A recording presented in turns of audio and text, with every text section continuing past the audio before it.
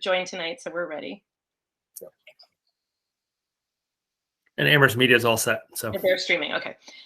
So seeing a presence of a quorum, I'm calling to order our meeting of the Amherst School Committee at 7:01 p.m. on Tuesday, March 29th. And we'll start with a roll call.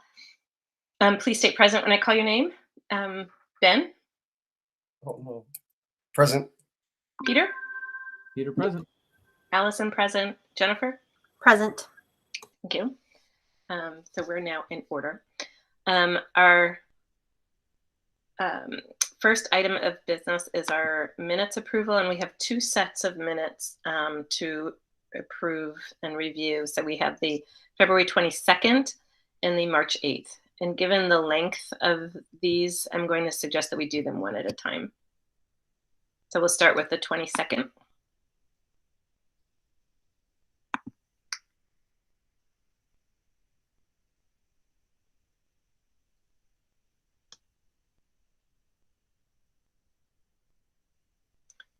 I noticed a minor typo, and now I can't find where it was. I'll come back to it. Oh, here it is.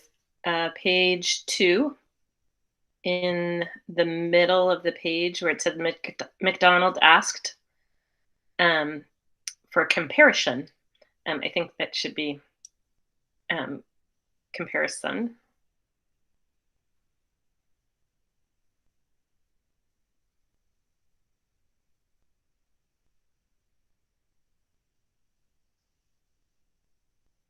Are there other comments?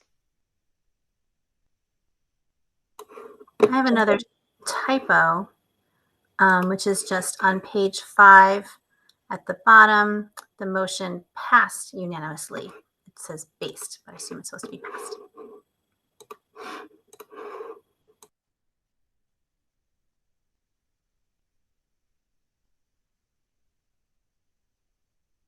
Any other edits?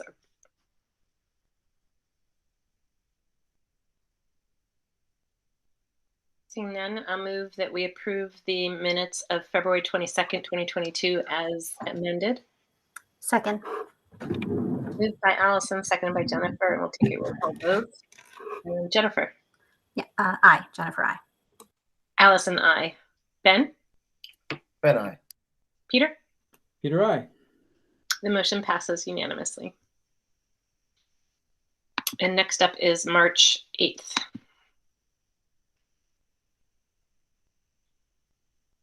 Any edits, comments?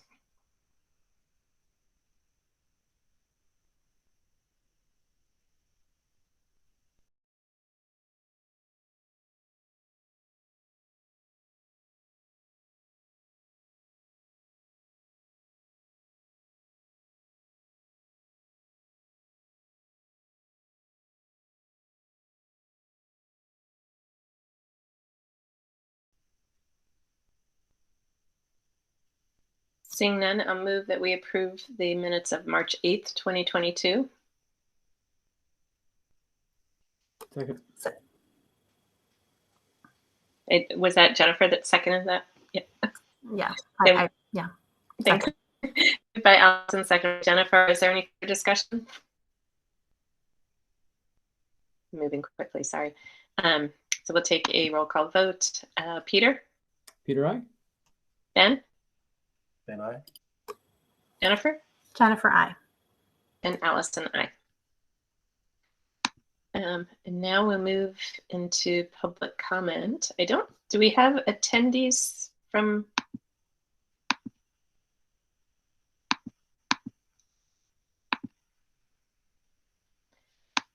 Just us. I thought that there would be some people. Okay, so we do have some written public comment. We did not receive any voice messages or voice recordings, so I will share my screen. I will note a couple of things with the public comment. There were a couple of comments that we received that didn't have their full name or their either or both full name or their sort of town of residence can sort of publicly.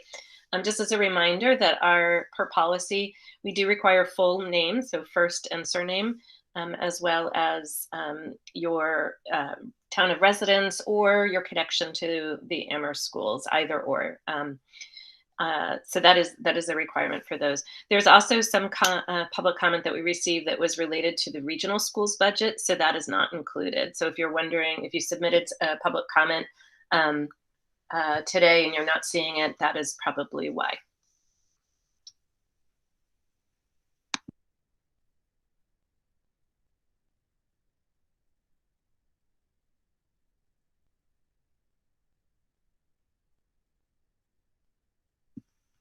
Trying to share it.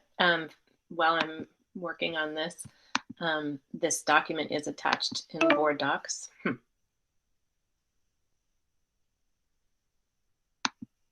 My computer isn't liking this.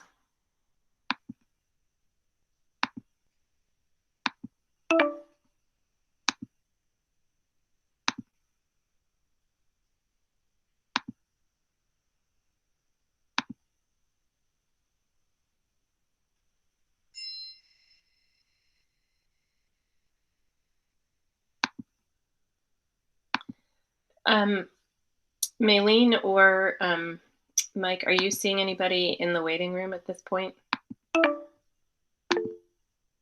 No. Yeah, no. I'll double check. Could somebody, Mike, or could you share the document? I'm still not getting, my computer isn't cooperating. It keeps saying I need to update my system preferences. Give me 1 second. I'll get it up.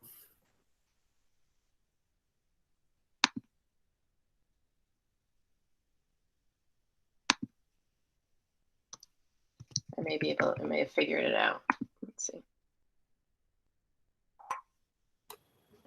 Excuse me, Allison. I'm sorry. I just happened to see that we received an email to the school committee email address from a community member who has having trouble getting in using the Google Meet link. And I think it's possible I'm again seeing that the Google Meet link in board docs is different from the one in our calendars that we used. I could be wrong, and maybe I'm just reading it wrong, but we did get an email from an educator actually who said she's having trouble getting into the waiting room. Or rather, I'm sorry, she's in the waiting room and it's not letting her in, which I assume that means she's in the wrong room. She's in the wrong one. Yeah. So I wonder if people went to the, I'm sorry to interrupt. I wonder if people went to the regional link, because that might be the first link that people see, because it was a 6:30 meeting. So in board docs, that meeting says canceled and there actually is no link that I can tell. I'll check it, Mike. If you can scroll, I'll check, and if it is different, I'll update the one in the board docs. Just give me a moment, please.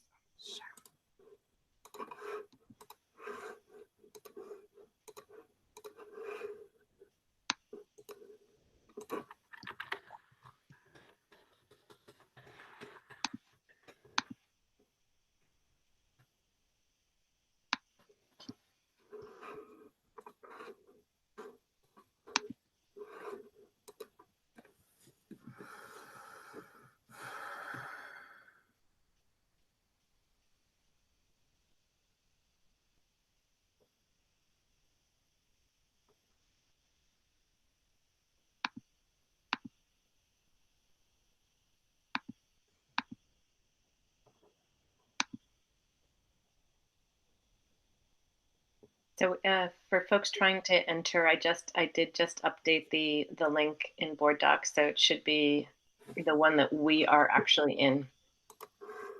Might need to refresh your browser to see it.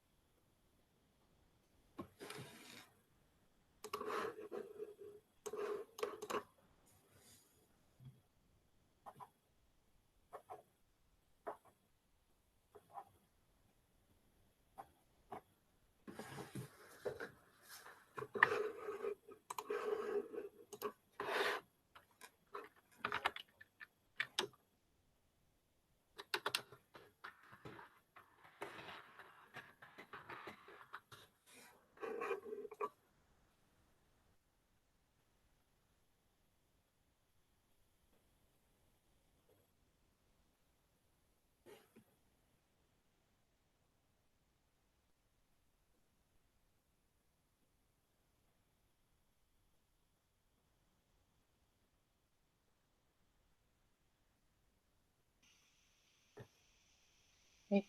Thank you, Mike. And I'll try to get my computer set up properly next time.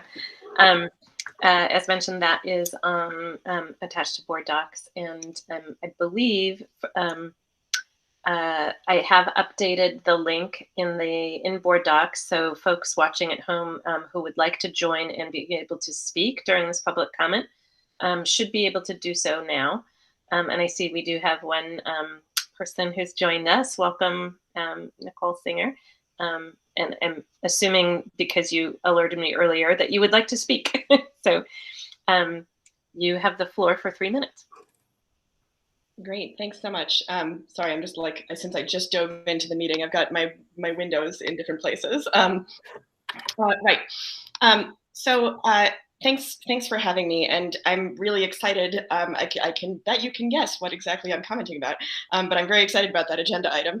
At December's budget forum, you heard from me, my colleagues, but also from families across the district, both live and in writing, that they want their children to have access to technology and art education in their fullest forms. And their children, my students at Fort River, they crave more of both in their lives. And I really want to say yes. I want to help my students whose access to art and tactile materials have been really limited throughout the pandemic. I want to help the ones who ask me to practice fine motor skills with them during my lunch, the ones who have so many ideas that they can't possibly make them all in 40 minutes a week.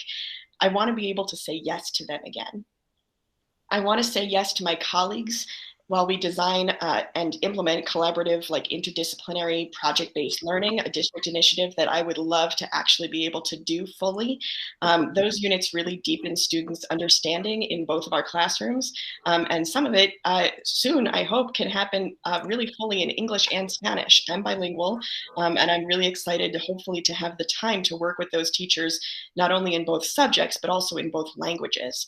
And all of that will really help students fully appreciate the interconnectedness of their work and each other and the world. I want to say yes to the community members, the museums, the universities, and a whole bunch of other local institutions who have spoken to me this year, and whose partnerships in past years have brought so much deep learning and exciting projects and field trips, and also a lot of positive press to our school and to our district in years past. I want to say yes to them too. I hope that tonight you'll choose to say yes and bring the art teachers and technology teachers back full-time and give our students, families, and teachers what they have said they need and want. the high quality, multifaceted art and technology education that Amherst has been known for. I'm so excited to say yes again. Thank you.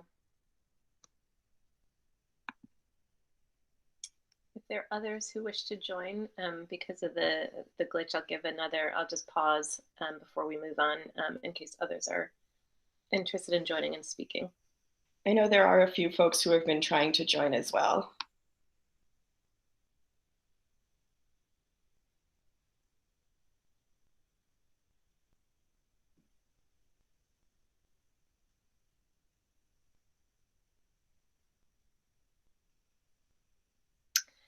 With the agreement from the rest of the committee, I might suggest that we move on to the superintendent's update, and then the chair's update, and then if others have joined us at that point, then reopen the floor if others have joined and want to speak. And as folks join, just know that we'll come back to it after the school committee updates, and reopen the floor for some public comment for those that haven't spoken already or written. So with that, I'll turn it over to Mike for the superintendent's update. Sure, I'll be brief given the number of agenda items that have updates tonight.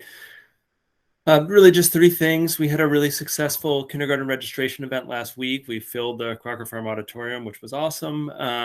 We did that in partnership with our Pelham colleagues, but all of our principals, many of our assistant principals, our Title I director, our family center, our registrar were there, welcoming families. Some of them new, some of them were already part of the district based on older siblings, and a lot of really cute, eager, soon-to-be students in our district. So it was really wonderful to do an in-person event. I think Crocker Farm was it's a really good site because of the cafetorium aspect and a lot of questions answered. And then there was some informal time afterwards for folks to talk to their principal. And we had a separate meeting that Katie Richardson led along with Julio from Fort River and myself on Comandantes for families across the district who were interested in learning more about that particular program. But thanks to Derek Shea and his folks and custodial staff for hosting that last week.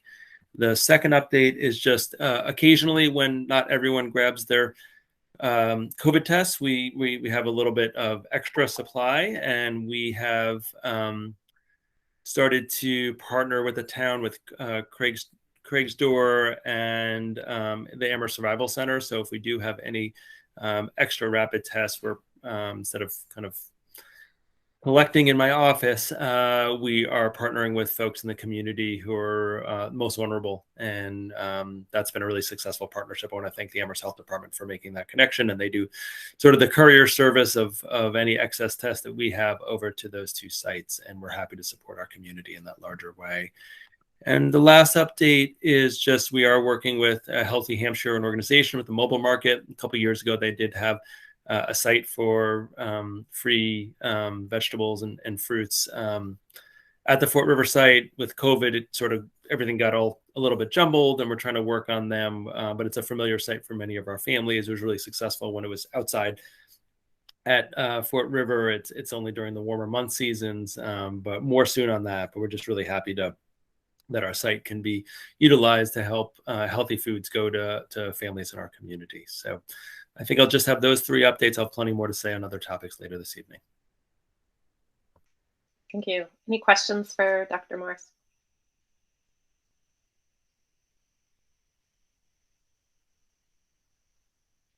Seeing none, go to the chair's update, which I don't have any at this moment, this night. And now, so we'll move on to the next item, which is the school committee updates. So updates from members of the school committee that are representing us on other boards. Jennifer. So I can speak about the JCPC. So the JCPC, the Joint Capital Planning Committee, is a committee that's made up of 3 town councilors, 2 members of the Jones Library Board of Trustees, and 2 school committee members. So Irv Rhodes and I are the school committee members. We have met every Thursday since February 10th to discuss JCPC topics. And the way the meetings have gone is that each week A few members of town departments have presented to the committee about their capital requests for the coming year. So we did like a few of them each week. And then the last 2 meetings had been spent on finalizing the report. So this is my first time on JCPC. And what I've learned is that in past years, possibly like before last year, the sum of capital requests was larger than the available funds to spend on capital. And so there had to be some difficult decisions and recommendations about what the spending should be on. But maybe starting last year, the sum of capital requests is pretty much the same as the amount available to spend on capital, which is great. And so there didn't have to be sort of any difficult conversations about what to approve. So basically, the JCPC has already, or has just this week, submitted our report to the town manager, basically recommending the requests that have been made by the town departments. There were a few cases where we requested some investigation or something slightly different from what the town department had requested. One example is the Cherry Hill Golf Course. There were some investments in machinery or vehicles needed for Cherry Hill, and we talked about the town running a golf course and the feasibility of that. And we suggested the idea of either leasing or renting the equipment for a year until the town determines if it's still feasible to operate a golf course. So there were a few cases where we recommended something slightly different from what the town departments had requested. But for the most part, the report has been submitted with just recommending the spending on the capital request that the town department heads had made. For the schools, the requests include things such as replacing the gym floor at Crocker Farm, work on the accessible playground at Crocker Farm. Was $195,000 in technology equipment that was part of the package that was approved, and some vehicle spending as well. So basically everything that was requested was part of the report from JCPC to the town manager. And I believe now the town manager takes that report and then makes his recommendation to the town council. So that's the JCPC report. Thank you. Super helpful. And that's I didn't realize that even last year that the total capital request was not larger than what had been budgeted. So that's yes, good news. Yeah. Any questions any questions on this, Peter? Yeah, that was super helpful. Thank you. I guess I'm curious, like, so the last couple of years when I was on JCPC, there was a fair amount of discussion and pushback anytime a vehicle came up as to why it wasn't totally electric. And we got into some productive but side conversations about when is it going to be practical to electrify the school's fleet and electrify the bus fleet. Did that come up at all, or does the town did it sound like the town has like any further along in terms of like a long-term game plan for that kind of thing? That did come up quite a bit. And I'm looking at the report now, and one of the suggestions was about looking at I feel like one of the suggestions was just on that topic.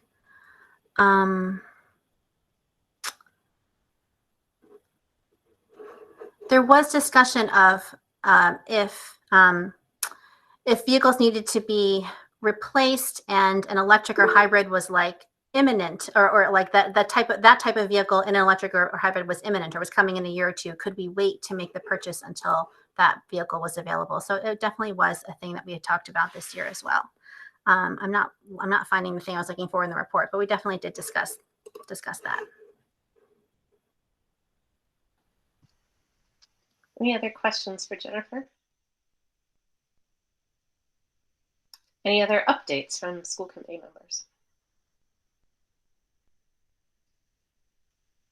Nope. So I see we've had a couple other folks join us.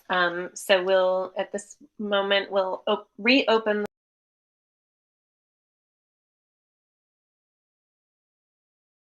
the floor for public comment. If you would like to speak and have not already spoken or submitted something in writing, please use the raise hand function. which you'll see at the bottom of your screen in the center, a little hand that looks like this, or maybe like this, I don't know. So click on that, and I will call your name and give you the floor for 3 minutes. Ayumi Parsons. So I'll just ask, because I believe, oops, I lost the cue, sorry.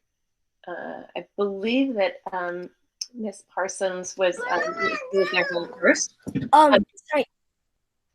And so I just want to confirm that that any commenter is invited to comment for a total of 3 minutes. And I do believe that we received an email from you. So, but it might be somebody else speaking in your household. Is that the case?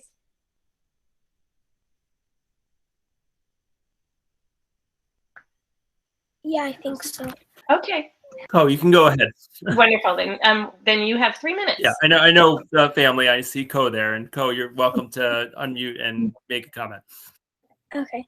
I was just gonna say, I'm a sixth grader at Fort River School. And there was this one art class where I think like we were using art materials and we were using these plastic materials, and we weren't able to reuse them. So I was asking Miss Singer like why we can't do it, and she was explaining how she didn't have enough time since she needed to be going to Crocker Farm too. So I just wanted to share that there was this one time where I was a little bit I was like worried about it. And I think it'll help if we if she stays out forever, then she would also be able to help with that, because then she would have more time. So I just wanted to share that there was this one time where I was a little bit worried about that. Thank you, Ko. Thank you. And I see a hand from Annalise Kittrell. I believe you're still muted. So it's two. There's two comments here. Adela wanted to say something, as she knew what I was preparing as my comment for. You want to go ahead? Art and tech are important to me because. Can you speak a little bit louder? Art and tech are important to me because it helps me be myself, and please bring them back full time so we can continue doing all the fun things. And so she's pretty shy, but that's a good job. Thank you. You want to go up? We're done. So she's pretty shy, but she's very fond of her art and tech and specialist teachers. And when I spoke with her about doing that, she, as shy as she is, and I think everybody can attest to it, she's very quiet. She really wanted to say that. So if you didn't catch it because she's so quiet, she said, art and tech are important to me because it helps me be myself. And she wanted them to come back full time. For my 7-year-old, she is in speech, and art, like with so many other children, it helps them to bring that confidence to them.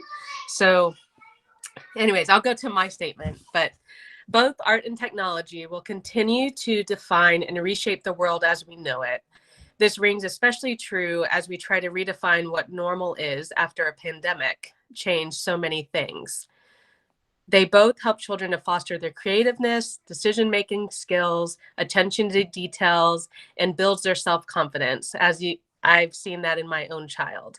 Restoring those specialist teachers to full-time will enable each school's art and tech teachers to build those much-needed trust and relationships with our children that they deserve. We have already learned the value of those relationships, and I ask that you please bring those teachers back full-time.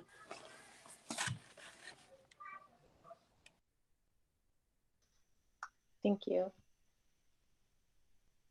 Kim, and I see your hand raised again. And so you're welcome to continue speaking if you would like, because I don't believe that you reached your maximum. So please. Yep, and this is another student in the same family, so he's welcome to, Oh, okay. Have his 3 minutes. Yeah. I'm Chocolate, and I'm in 2nd grade. And I just wanted to say that I miss seeing Miss Singer and Mr. T every day, because when I was in kindergarten, I played soccer every day with Mr. T, and I want to keep playing with him because it was really fun.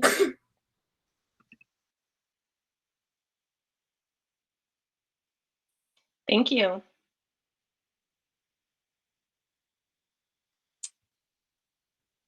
I don't see other raised hands.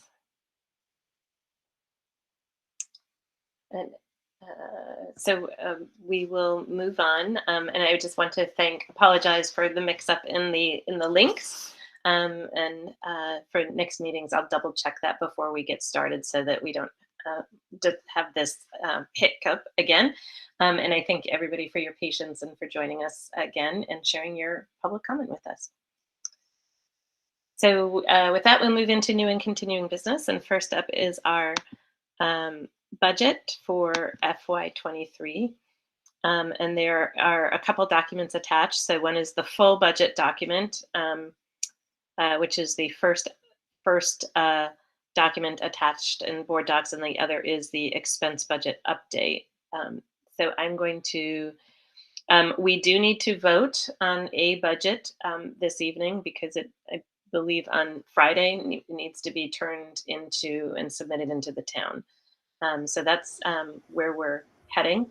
But with that, at our last meeting, we asked, we saw a version of the budget that did not include, that continued what the current year staffing profile and funding for arts and technology. And the committee asked to look at what that might look like, to have an alternative that showed the potential funding for restoring arts and technology teachers. So I'm going to just turn it over to Mike and Doug to walk us through their document. Yeah, I mean, I have a couple comments, but why don't I maybe start with Doug just so he can recount the numbers. I want to thank Doug for making, in my opinion, very clear what the differences are, and then I have a couple of comments to offer before you head into deliberations. So I'll turn it over to Doug for now. Good evening. Sorry if I'm a little hoarse. I have a little bit of a cold, and so hopefully you'll all be able to hear me and hear what I am sharing with you. So at your last meeting on the 8th of March, we had the budget hearing, and what you see before you on the screen right now is the sort of composited expense lines as was presented that evening. And so one of the key pieces here in this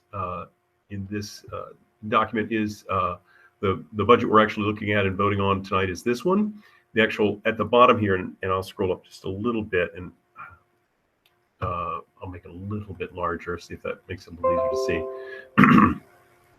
And what I'll point out here is this number here, the 393,531, is the use of COVID-related grants from the federal government to help balance our budget. In other words, the amount of money available to us from the town of Amherst, from the various sources that they have and they get to us, is this $25,052,500, which is an increase over last year of a little over 2.7%, and it's $665,977. And so that boundary is fixed in some respects by the town by virtue of their guidance to us and what they are using and planning for in their fiscal 23 budgeting of the townwide budget, of which this is one piece. And so the rest of the line items that you see on this page are the same as they were last time. So the request was made to say, well, what happens to the budget if we are to add back the art and technology teachers? And so these are the specific lines that are affected. A little bit bigger here. And so what you have is the instructional staffing lines for each of the 3 schools for art and for technology. We use a projection of what we think that would be. It's not a specific salary for an individual, but a target salary that we use when planning for open positions. And so, it's going from 0.8 to 1.0 or 0.2 in each building, an increase of 0.2 in each building. And the total cost of that to add that in is a little over $79,000. And so that's adding back 0.6 in art and 0.6 in technology, is 1.2 overall. And again, because of where we sit with our budget, that would require an increased use of those ESSER funds or those COVID-related grants to support the budget, moving it up from $393,531 to $472,731. So it's purely again an addition of utilization of the ESSER funds to make this happen. The two areas that are affected by that is all of those teacher salaries are in this highlighted yellow line at the top, the regular instruction payroll accounts. That's where those salaries go, and they are increased. So that number is larger than what was on the first page. And then correspondingly at the bottom here, we have the larger amount we're utilizing from our ESSER funds in order to keep our budget on track with what the town has suggested is available to us for funding for the coming year. And so you'll notice this bottom line here of $25,052,500 is the same as it was on the front page. And so that's really the sort of short story on the impact of adding back that 1.2 FTE and where it affects our budget in the particular areas of the expense sheet. And so I think I'll stop there and take any questions anybody has about those particular things, and then if not, then the superintendent can comment. Questions? Peter? Yeah, so this is not about the art and technology teachers, but when you say that the guidance from the town is fixed, I mean, correct me if I'm wrong, but the way that the process flow works is that the school committee, that's us, we can approve the budget amount that we feel that we see fit, and then it's up to the town council to either approve the town budget that includes that or not. And if they don't, then we could potentially, vote another budget and on and on. And it's convention, and I'm not suggesting tonight that we propose a budget that's not in line with town guidance, but my understanding, I just wanted you to clarify if this is correct, has always been that the guidance is something that is given to us, and we try and work with that guidance. But it's technically possible that the school committee could propose a value that is higher or lower than that guidance. Is that correct? That is technically correct. I guess I would say two different things. One is that the use of the ESSER grants are under the control of the school district, and so how we tend and want to utilize those is independent of the town.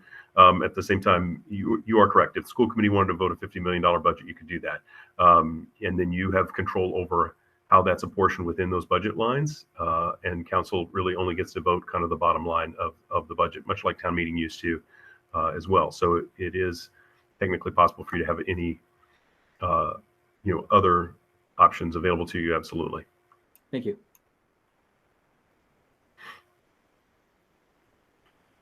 Other questions?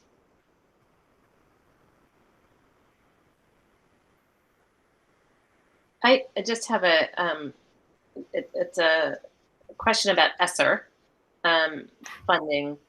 So this FY23 would be year 2 of the 3-year of ESSER 3, or is it?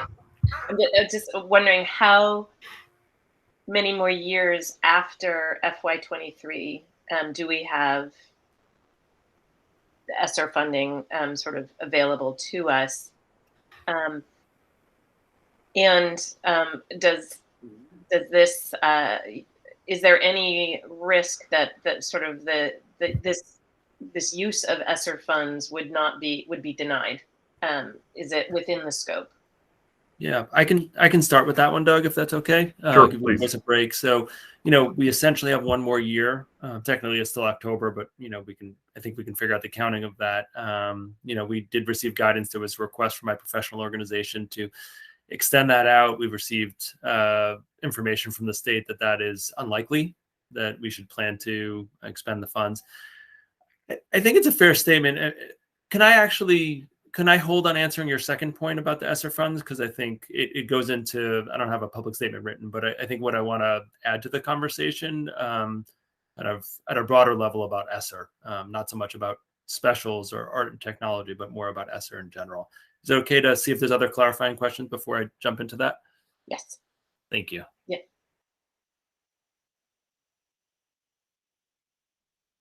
Are there other questions on the document? Yeah, I think I didn't include this in my question, but where my head was going and where my question might be where, Mike, where your comments are headed also is this is a temporary funding source, and so while we may be solving a challenge and sort of meeting the wishes and desires of our community this year, what does that mean for us in future years when ESSER runs out? Because I'm also noticing this 4.6% increase just to fund level services, and concern that that's unlikely that we'll be able to get that kind of level of support from the town in the future. So, how temporary is this? Is I think where my question was going. Yeah, so maybe I'll just jump in if that's okay with the chair. I want to say a couple of things. One is I really want to thank all the folks who came for public comment, both written and the live comment tonight. Everything they said was true, right? That specials play a very large role in our children's lives, right? And I want to acknowledge that and thank folks for communicating that. In the last 2 weeks, I've received requests from building principals for additional, potential ads. One was a, psychologist given the mental health needs that we're seeing of kids. One was another interventionist, particularly one who's bilingual, to work with students based on the amount of time that students were out of school last year and trends we're seeing in early childhood reading, particularly in first grade in terms of data. They're all really important things, both the ones that came from principals and as well as these additions. And I think the challenge is somewhat finite resources. So I think in terms of the ESSER piece, this year we've suggested to use ESSER to do one of the intentions. So in Massachusetts under grants, one of the ways we can use ESSER funds is to continue to employ existing staff of the LEA, local educational agency. So that's the intention that we had in crafting a budget without ads or cuts, is that it was consistent with the language, acceptable use language of the ESSER funds. ESSER funds will go away, right? So we're trying to do our best so that we have one more year of about this much level of funding, about $400,000 for next year, and then the fiscal cliff comes off. So I think all the things that I heard in public comment and read in public comment are true. All the things that principals are advocating for in terms of our students and the impact of the pandemic are accurate. And I get fiscally concerned about the cliff. We've been through this before with the stimulus funds in 2008, 2009. We saw some real challenges when we were weaning ourselves off of temporary money. So I think for me, I'm not going to tell the committee what to advocate for or against, because all of those three things that I mentioned, one coming, in public comment multiple times, not just tonight, but throughout the winter, and others coming from principals, they're all things that would benefit our kids. I think the thing I'd perhaps suggest to the committee is that I think if the committee is interested in having them long-term and not adding 1 year and then cutting the next, which is a really terrible cycle to be in, psychologically, I think it's really negative for the schools. It also comes with legacy costs of unemployment costs that come with it, that perhaps you consider about, I think this is getting to what Peter was indicating before. If you want to vote a higher budget than what the town is recommending, I think that's the sustainable path, or more sustainable path to go down, as opposed to using short-term funds that won't be around for long. And I think, one could argue whether we could try to argue that fits within that description, but it's a different description than what we're making, which is to continue employing staff that are at their current levels in the district. This is an addition. So I think absolutely, this is a really tough decision and really tough discussion to have, because everybody's right.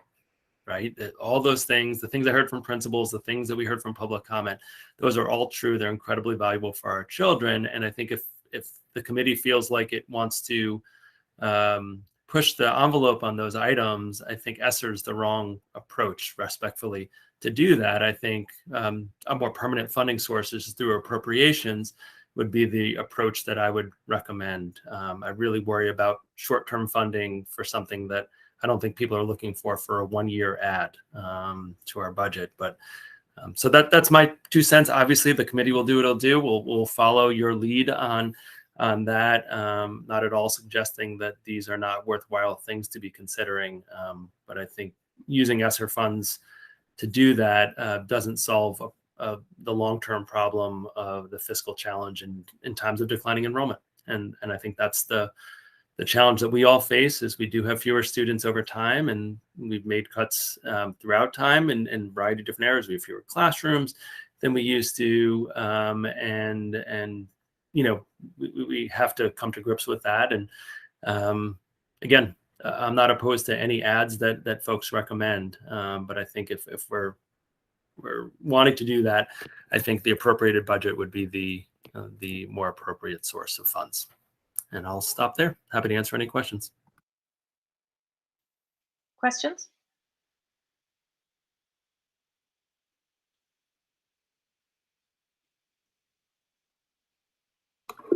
Or comments? Peter. Well, I'll just keep it to questions and keep my comment for later. So, Dr. Morse, when you say you get fiscally concerned about the cliff, that concerns me. So if you could just clarify what you mean by the cliff. My understanding is that, so based on the ESSER discussion we've had so far, and that we've had over the course of the last year-ish, because we have it available, this one-time money to supplement to this budget we're voting on, the FY23 and the FY24 budget, it's then not available after that. So it's not available in FY25, it's not available in FY26. FY27, something interesting hopefully might happen, which is the building project, right? And we haven't done a deep, detailed analysis, spreadsheet dive in terms of what the operational efficiencies are going to be from that project from a fiscal perspective. But when we talk about getting to a near-term hoped-for future of operational efficiency, I think that's what we're talking about, right? That FY27, which is when the new building comes online. Therefore, you do the gap analysis, and the cliff in my mind is FY25 and FY26, where we've essentially, to the extent that we've used one-time money, goosed the operational budget with ESSER funds, and then we have to figure out what to do. And I get concerned. You know what? I'll leave that as the question, because I would get into commentary there. But if you could just talk about what you mean really by the cliff, because I want to make sure I'm on the same page. Sure, thank you. So we have $400,000 in the original budget that was proposed. That's a lot of people in our district that's being paid for short-term money. That's not part of our operational budget. So in best case scenario, 2 years. Worst case scenario, sort of we have to use more on certain items, infrastructure, perhaps one. We have a whole lot of people whose funding source will go away.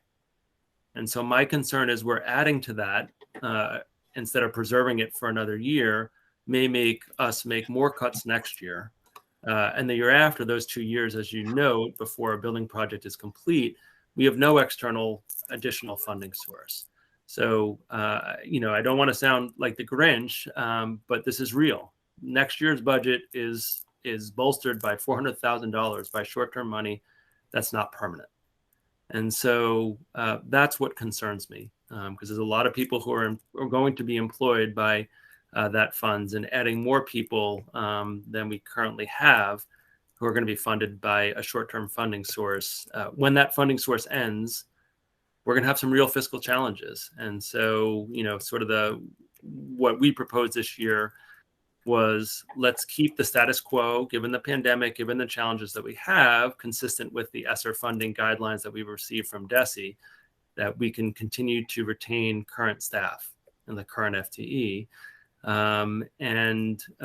Certainly, again, if you add more, that's okay. And, next year we may be having additional challenges well beyond this. But that's what concerns me.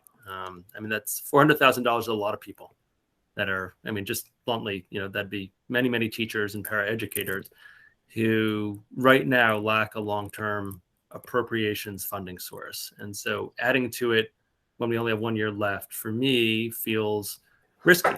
Whereas certainly if the committee wants to take any of those ideas, public comment or the others I shared that came from principals, added to the operational budget and advocate for the town that's the long-term needs require this, I think that is, again, I'm not telling you yes, no, that's your all decision, but that feels like we, as a district, are advocating for something and also trying to find a long-term funding source instead of patching things together. Jennifer. So I'm a little confused about how we got to where we are. So setting aside the issue with restoring the specialist teachers, the budget proposed to us, the page 1 of the budget includes this $393,000 in ESSER funds that's supporting teacher salaries.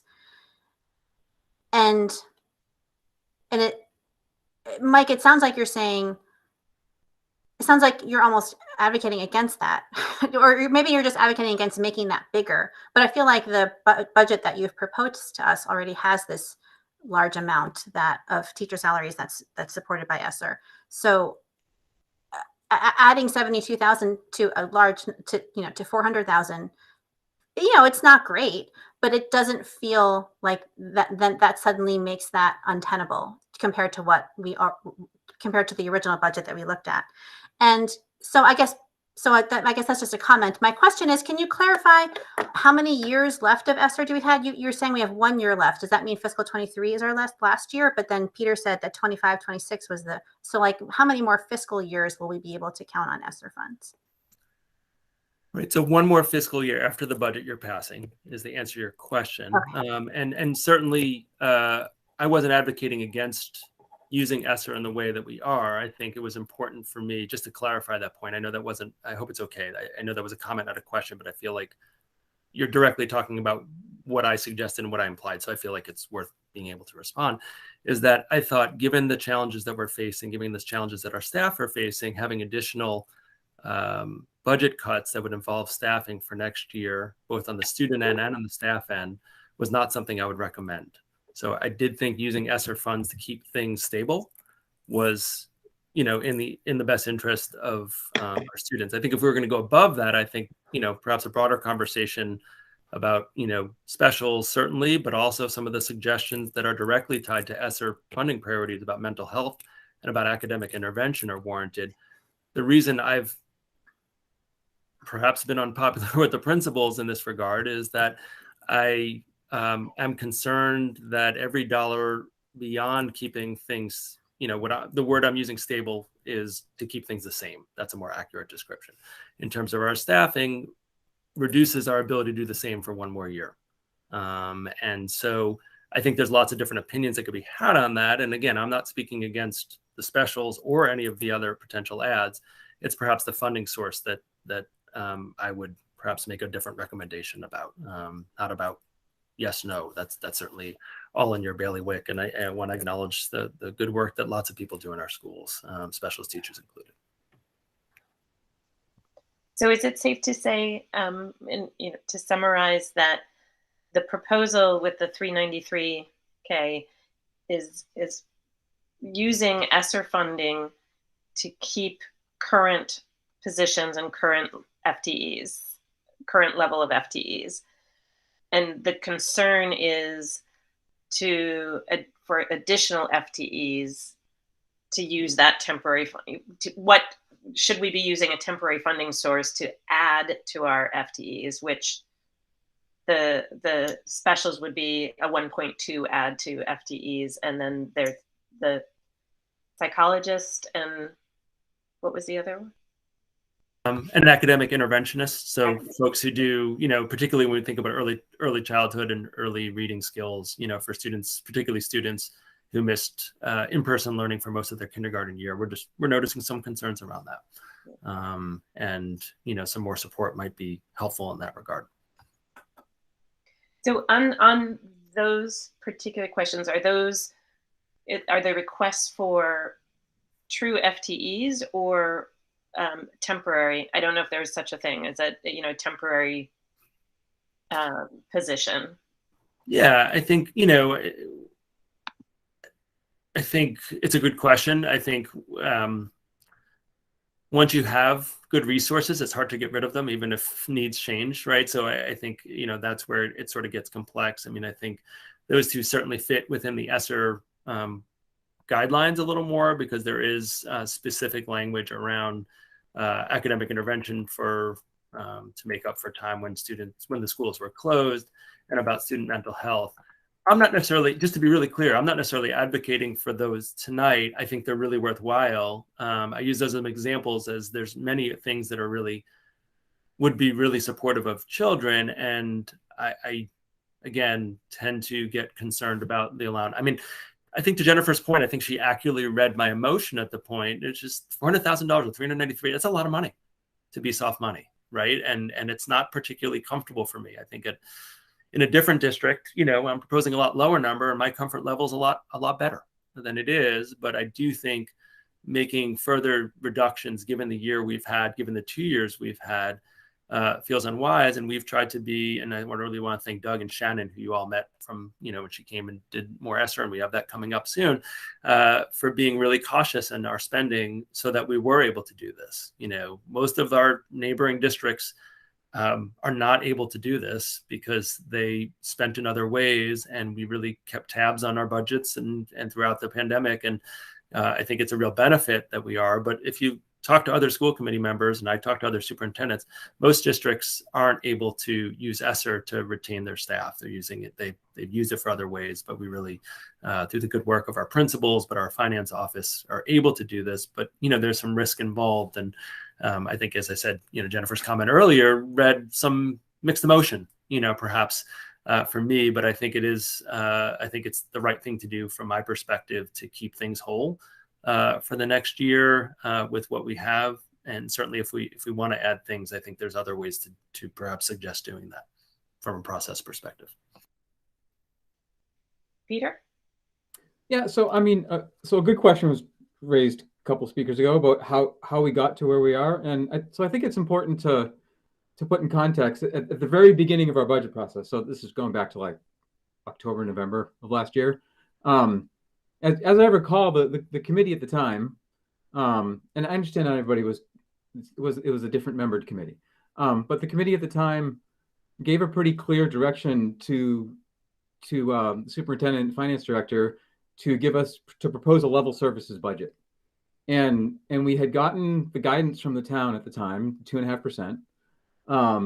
And we didn't, so the state funding hadn't come in at that point, obviously. So we didn't know that it was going to be 393 short. But we certainly knew it was a possibility. And we said, okay, go off, Dr. Morris and Doug Slaughter, and give us a budget that doesn't cut services with this guidance. And there's really three ways you can do it, right? You can do what this budget proposes, which is cover the shortfall of that 393 with one-time money, which incurs risk. And Jennifer's right. It already incurs risk. It already is extending us in an operational budget in a way that, as Irv has reminded us a couple of times, is not sustainable practice, right? To use one-time money to cover operational budget. The other option is to propose cuts of 393,000. So Dr. Morris just gave his reasons. We're the school committee. We could certainly propose cuts if we feel like it's irresponsible to use ESSER to that level. And I think a good fiscal argument could be made that we should be making cuts and not using such one-time money. It's a calculated risk, right? As to what we do. And then the third option is what I was intimating with my first comment question to Doug is, we could propose a higher budget that exceeds the guidance from the town. Now, I think as the school committee, we want to carefully weigh the pros and cons of these different options. Historically, we've had an excellent relationship with the town of Amherst in terms of its guidance with the school committee and its support for our schools. which is not the case in every school district in Massachusetts. There's a lot of contention out there and lots of public nasty fights. And so we've always, adhered to and honored the guidance. I shouldn't say always. I don't know every year and every past year, but in my memory, we've always done that. But we could propose less or a little more or a lot more. It's really a matter of, is that something we feel is appropriate to do? Is it in the best interest of the district this year and in future years in terms of, getting funding and into the schools? But I just thought I should, complete the picture there because really, this is just a proposal and it's up to the school committee to say we should or shouldn't use ESSER. If we're going to use one-time money, which comes with risk, how much? And if we're going to go over the guidance, then this or not, then that's also up to us. I think one of the things that I think about too is thinking about that level services. But thank you first, Peter, for walking us back and reminding, taking us through the whole trajectory back to October. But thinking through level services, our levels because we've got this sort of departure from what the town, even with the ESSER funding, so the $400K approximately, that we're talking about using ESSER funds for, that translates to our level services going forward, and yet the town of Amherst level services and the 2.5% is going to be off of that lower number. So the paths are going to diverge even further. So that cliff is going to be bigger than the 400,000, because if you take a percentage increase on a much larger number, it's going to be a much larger increase, right? And so it's going to be painful. I share that fear in there. I think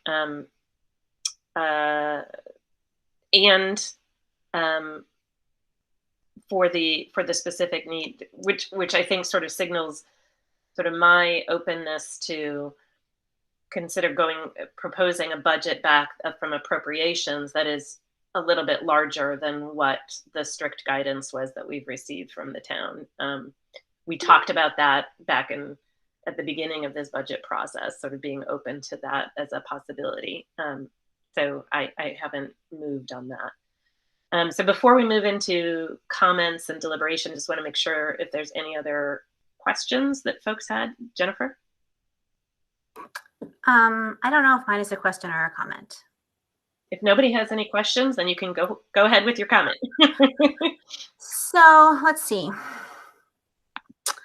I feel like, so let's see, given that this year, for this coming fiscal year and the next one, we do have ESSER funds, I don't know why we would this year propose a larger amount to the town than the guidance. Maybe that's something we should consider for the next fiscal year or the one after that. But given that we have the ESSER funds, and I realize, and I'm hearing what everyone's saying about the risk of using them, but given that we have them to spend this year and that it's been proposed to spend them on salaries, I don't know why we would, I don't quite understand why we would propose a greater appropriation. As for the adding in the 1.2 FTEs for the art and technology specialist teachers, I feel like that is such a small amount of money, relatively speaking, compared to what we're talking about. We're talking about $79,000 off a $25 million budget that is up $1 million over last year. We're talking about $400,000 in ESSER funds. Like this, $79,000 is such a small piece, and it's an amount that has such great impact, as we've heard from the educators and the public and the students that we've heard from both tonight as well as in the emails that we received this week. I feel like to me, it feels like a no-brainer to go ahead and approve the larger ESSER spend, the second version of the budget that was proposed to us, and acknowledge that we need to figure things out in the years to come, and for next year and for the following year and in the years to come, that we need to figure things out. I would be in favor of having a big picture conversation about our spending and our budget, not during budget season, maybe like in the summer, or sometime in June or July, once when we're not so imminently voting on the budget, to have a discussion about our values as a district, and making sure that our budget does reflect our values, and looking at it when we're not just in the middle of having to approve a budget, so that we can come up with some, or to talk about some creative ways to, I don't know, to make sure that the things that we value are things that our budget reflects the things that we value. So I guess I don't have any questions. Thank you. Peter. So, but by the way, this is good, and this is what I wanted to have happen, is to have a good discussion. And you know, I mean, I came into this not feeling like it's going to be appropriate to approve anything other than what was initially proposed, and I still am inclined to feel that way. But I came into this open-minded, and I want to have, you know, I'm trying to keep an open mind and listen to the different points of view. I mean, as to why wouldn't we want to just use more ESSER and not appropriation? It's because it's moving that cost. This is just my view. Why wouldn't we want to do it? It's because it's moving that cost into an unsustainable inflation, right? And so you're juicing the operational budget that's going to get increased to some guidance degree by the town every year, with extra money that's going to go away, right?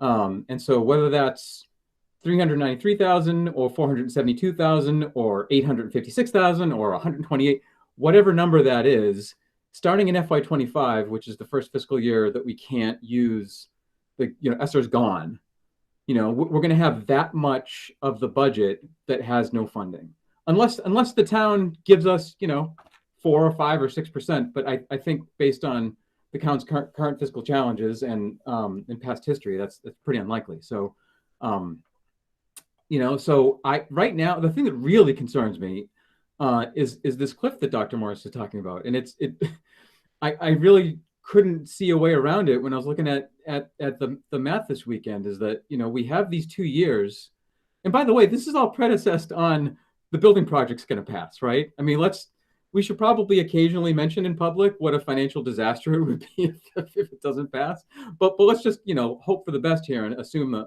that's going to happen. You know, 23 and 24, we can hopefully tide over hundreds of thousands of dollars of one-time money. Then we have 2 fiscal years that we have nothing to cover that with.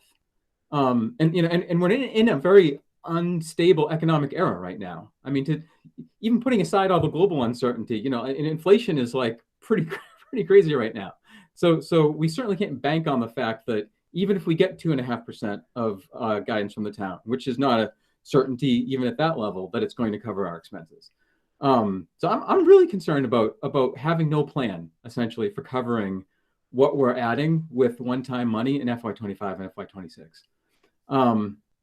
You know, and in terms of like the money being a small piece, I mean, yeah, yes, it is small relatively speaking. But you know, but then I think about the suggestions that Dr. Morris says he's heard from principals, and you know, they're talking about that they would spend that money in other places. And I mean, I'm not putting one input over the other here, but you know, at the end of the day, you know, it's 79,000, but it's 79,000, you know, going in what direction, right? I mean, and maybe this is just, you know, I'm coming from a point of view where I've spent 5 years on this committee and I've cut services and staff every single year, right, for 5 years straight, over $1 million from level services, and so like I don't enjoy it, but I see the pragmatism in trying to balance what we're doing in the short term versus the long term. And you know, the other thing that makes me concerned, and this goes to,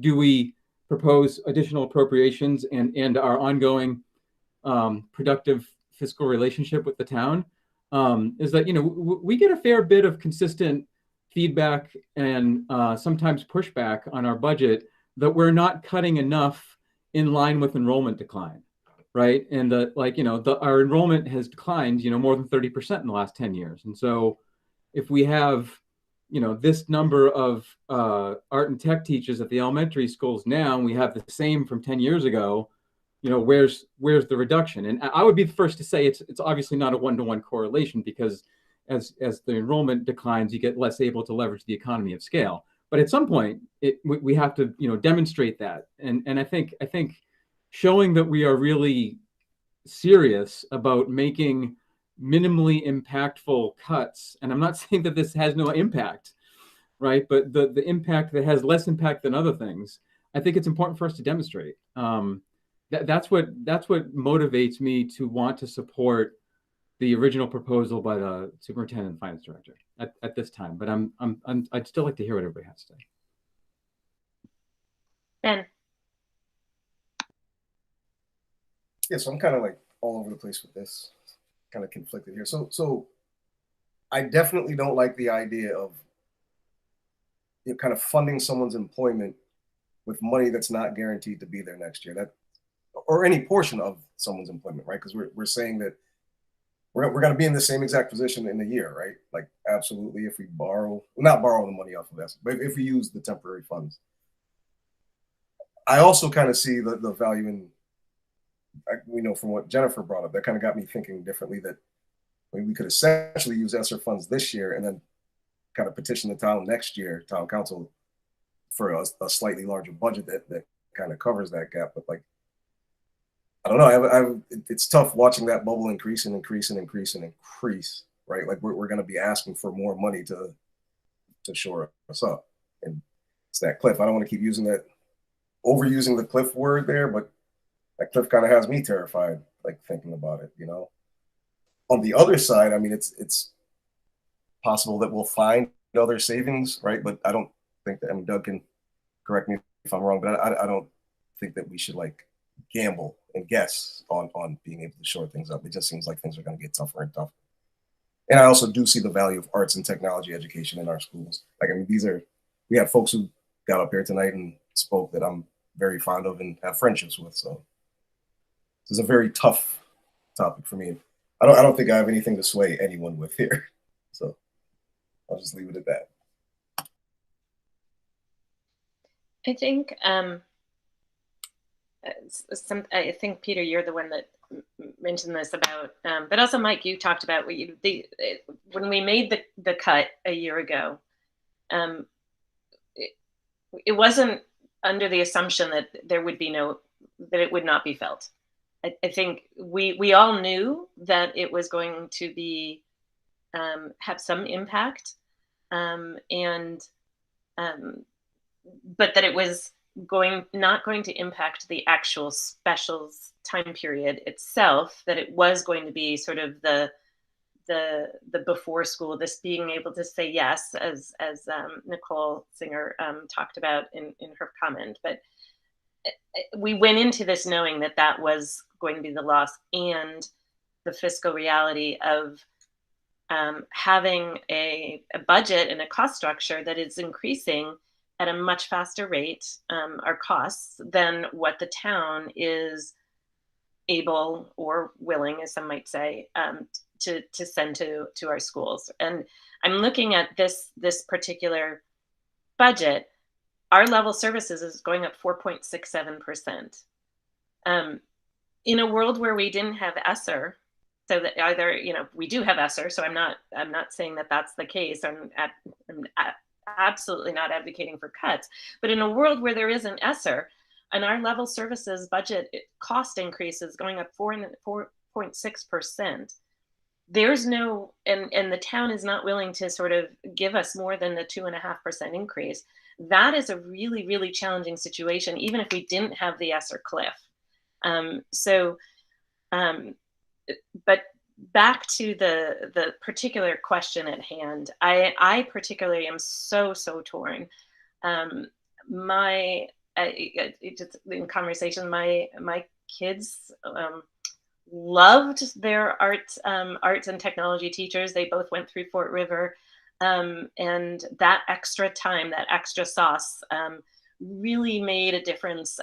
Particularly in one of my son's career at Fort River, sort of that before school time and the extra time that Nicole and Trevor took with the kids and created additional activities that during the before school and during lunchtime, and all of the extra time and sort of interwoven that sort of made art and technology really not just a thing that they did once a week, but something that infused everything that they worked on. And knowing the limited availability of art education for young people, not sort of really young people, but sort of that older elementary, is really challenging. And so to be able to have that in school and not have to go and find it out in the community, which is, again, really, really hard to find for that older elementary kid, is really, I would say, almost irreplaceable in that sense. And so, for me, that is just sort of like, I know how valuable that is. I know what a difference it makes, particularly in kids' lives who need that sort of creative outlet and expression. At the same time, I'm terrified of, that future school committee meeting where we'll be talking about how we sustain that when ESSER goes away. So where I'm kind of where I'm landing in the middle is, thank goodness we do have ESSER, and we are able to sort of meet some of our immediate needs in this post-pandemic situation time that we're in, where things like arts and technology or psychologists and are things that can support students as they recover and gain traction again as we emerge from pandemic, and using the ESSER funds and sort of leaning on that to continue that or bring back some of that and enhance some of that for our students. I think this is the time to do it. And sort of take advantage of that soft money. That said, I hadn't thought until tonight, hearing Mike and Peter talking about and reminding that we could send a request and vote and approve a larger budget. In my mind, back to your comment, Jennifer, of $79,000 is not on a $25 million budget. It's not pennies, but it's not like we're saying we want a $30 million budget. So I am open and would support voting for a budget that included that add to staff in our appropriated funds and our appropriated budget, and keeps our ESSER usage and support at the, what was it, the 393? Is that what it is, 393? Yeah, 393. So I think that this particular year in emerging from pandemic, this is exactly the time to be sort of thinking through and flexing and figuring out ways that we can support our students and our staff in many of these ways, in all the multiple ways that we can to support sort of their mental health and their access to education of all arts, technology, and all of the supports that they need in school. Yeah, sorry. I don't have a nice ending there because it is a difficult topic. Peter.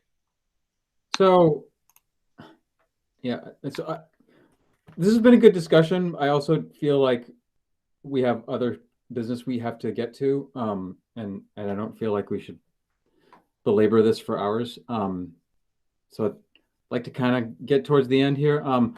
So I'll be super grinchy. I think my personal preference would be to do more cuts, first of all, more than the zero that we've done. The more I look at it, I don't see how FY25 and FY26 aren't going to be just hellacious for the school committee. I mean, we cut 436 in FY19, so that was bad. But I don't want that to happen again. And there's no reason to believe that we're going to find creative, magical money that's going to replace one-time money. So so this use of one-time money is a big concern for me. That being said, if we wanted to do this restoration, I I wouldn't love it, but I would support adding it to appropriations and sending it back to the town and saying, look, we had to cut it last year because we had to stay in the guidance the town gave us. It's not because we wanted to cut it or because we thought that it wouldn't have any impact. We did it to stay in the guidance. And now we've had a year of real life experience and feedback. And this is what the community is, or at least some of the community is telling us is important. You know, and kick it back to the town and have the town approve it or not, and then go from there. I'll be honest, it does make me uneasy to add that and not the psychologist and not the bilingual interventionist and the other, you know, I'm sure half a dozen things that I'm sure principals and other staff have asked Dr. Morris for. He's nodding his head. I would love to vote a $50 million budget, but that's not realistic, you know, and we have to make the hard choices. I'm not in favor of adding taking any more from ESSER. I don't think it makes it's easier for tonight, but I don't think it solves what we have is essentially a bridge problem, a bridge to the hoped for FY27. Jennifer. So let's see. All we're voting on tonight is this year's budget. We're not voting on any future year's budget, although obviously what we do this year is going to have impacts for years to come. But I think, or maybe I'll speak for myself. I would like to restore the specialist, the 1.2 FTEs to the art and technology specialist teachers. I feel like it's as I said, it's a no-brainer to add these positions back, and it's a relatively small amount of money for a really large impact. We were already in a tough spot by using $393,000 in ESSER funds, and we would be in a 20% tougher spot if we draw on more ESSER funds to cover these positions. We need a 20% bigger bridge. So like we were already in a tough spot. This makes our spot a little bit tougher, but it was already going to be hard. And I'm willing to commit to that tonight. And I'm not saying this is like a future. I mean, obviously this is a future problem. It's a problem that we're going to have to reckon with in the future. But I think that, as I said, I think that there are and there can be ways for us to figure this out that don't have to be done like right here tonight. We don't have to figure out.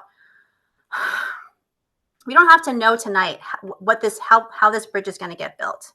But we do have, what I do know is that it's important to the community, it's important to me to restore these specialist positions. And if it means making our jobs a little harder, like I'm okay with that. One of the things that I think about when it comes to specialist teachers is that specialist teachers potentially can know a child for 7 years of their lives from K through 5, possibly probably in the future. But like that's something that even classroom teachers don't have. A classroom teacher gets to know a student really well for 1 year. A specialist teacher knows them potentially every year of their lives, and they see that child develop over the years. And I think that's something that we shouldn't be detracting from. Especially these days, children need more consistency. They need more adults who know them and love them and see them every day or every week. So. Yeah, and as for taking this money putting this money in appropriations as opposed to in ESSER funds, I think if we were to add this to appropriations, I kind of think that would be giving up on it, because I don't think the town would approve a budget that is $79,000 higher than guidance, knowing that we could have taken it from ESSER and we didn't. I don't know. I'm just guessing. I don't think the town would be very happy about that. So I feel like for this year, we have the funds. Let's just do it. And we'll figure out how to create this bridge and how to fix this problem that was already big. It's just slightly bigger now. We'll figure out what to do about it. Thank you.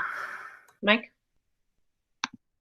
Yeah, and I'm not going to weigh in. You're all in discussion. I guess my question for the committee, and it's not to any one member, is that if we do increase the use of ESSER funds, would then the committee give me license to add additional items if we're going to be adding, you know, like the two I mentioned, or at least partially the two that I mentioned, because right now this is about 6.1 positions that we don't have funding for, at least in 2 years, if not sooner. If we use more of it this year, it means we may have not enough for next year to cover it. And I don't mean to be flip about this. I'm being totally transparent and honest, because I hear the needs that I'm hearing from principals, and they're really convincing.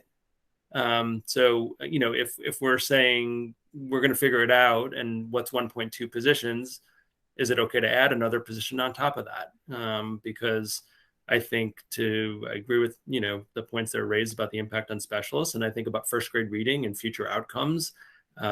And I think there's a real need there. It was really hard for kids to learn virtually, who are our youngest students. And I think our scores and what our teachers are telling us about how students are doing would sort of warrant more attention. I've been intentionally, you know, to use Peter's term, I wasn't suggesting cuts, so Peter's grinchier than I, but I've been saying no a lot to people who are, you know, good, smart educators who are advocating. And certainly if the committee is feeling confident that it can bridge and get beyond, you know, and figure out a way to fund 6.1, 7.3, you know, perhaps another 0.7, maybe 8.0 positions in the future, then that's fine. And again, this isn't a challenge to Jennifer's point. I respect what Jennifer had to say, but it's an authentic question, because, you know, I'm getting requests a lot, and we do have this pot of funding. And if the committee feels like it can figure it out, then I might be advocating for things that I've, you know, perhaps wrongly stayed quiet about, just trying to do a level services budget. That's kind of where my head was going, because I do think that when I was talking about recovery from pandemic, if the folks in the buildings are asking for these other positions, a psychologist and academic interventionist, in order to help our students, in particular our younger students, and sort of emerging from pandemic and catching up with the loss of a year of online learning, in my mind, that's super, super important, and should be prioritized. So I would be uncomfortable funding only arts and technology, and not some of these others that we know are especially needed just to get people sort of, you know, to where they need to be academically and with reading. So I personally would be open to that. I just want to go back. I'm not sure I'm there in terms of adding that all to ESSER, though, but that's the only way I think that we can get to adding some of these other positions. So I think that, but I just want to go back to the size of that cliff. And again, I'm not saying we shouldn't be using the ESSER funding for these kinds of positions, because in my mind, they're exactly what we should be doing, which is supporting the students. But $400,000 in cuts is not sort of an efficiency move. That's not sort of, let's make our schools more efficient and we can find $400,000. So when we talk about having a conversation about values, it has to be values and priorities, because there's no way we're going to be able to cut $500,000 or more out of our budget without making some hard cuts, because it's not efficiencies. We're not going to gain efficiencies there. So it's a conversation that, frankly, we wanted to be having this year going into the budget season, but our committee decided we didn't have the time or desire to do that. So we did want to have that. And so I welcome having that conversation sort of going into the next budget year, because we had identified it last summer and last fall as something that we wanted to be able to do going into this year. But I would support, Mike, your proposal to look at some of those adding that other position that was requested for psychologists. Peter. And actually, I'm going to just go let Peter, Ben, and Jennifer speak one more time, and then I think we do need to move to sort of resolution on something here, because I agree, although I feel like it just got less clear. So I mean, so just in the interest of time and bluntness, no, I would not support any additional use of ESSER for the psychologist, for the interventionist, for the art and tech FTE. And it's not because I don't value those services. Yes, in an ideal world, I value and support the service. I don't want to make cuts. I wasn't happy cutting $1 million in the last 5 years from our budget. But I don't, and I understand the point that like we don't have to have a fiscal solution mapped out for FY25 and 26 tonight. But I also am not comfortable with the general strategy of we'll figure it out, you know. And I want to be clear, I'm not attributing that to any member's comment, but just the idea that we have this big hole, or this gap, this cliff, and that we're adding one-time money, and we're going to have to support that or cut it 2 years from now, it makes me very uncomfortable. And so, you know, increasing that by 20%, like that does make me uncomfortable. That isn't something I want to do. I think we should be going the other way. And it's not because I don't value these services.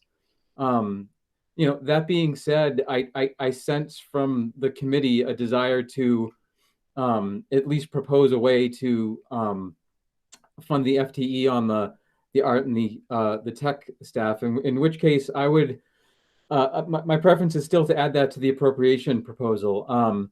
And I mean, I don't know what the town is going to feel about it. My reasoned argument, the principled argument I would make for why put it in the appropriations, is that the reason why we cut it last year is because we weren't able to fund it within the guidance the town gave us, right? It wasn't because we wanted to cut it. It wasn't because it was an efficiency cut. It was a cut to services that we had to make because of the guidance level. And so now we're saying, you know, we've had some more lived experience. We have more data and feedback and input. We need a higher level of support from the town, and it's not that much more. And you know, and put it to the town like that. I think that's the most appropriate way. You know, I'm sorry to sound like such a Grinch, but it does really concern me what's going to happen in a couple of years with no plan. Jennifer, and then Ben. So I would not be in favor of adding any more positions to the ESSER funding conversation, because I feel like the restoring the specialist teachers is restoring a cut that was made last year, as opposed to adding new positions. So I think it's an important distinction. My idea is maybe to split the difference on the 79,000, add half of it to the town appropriation and add half of it to ESSER. And if that's a compromise that we can all live with, that might be one way to get us to what we need to do tonight.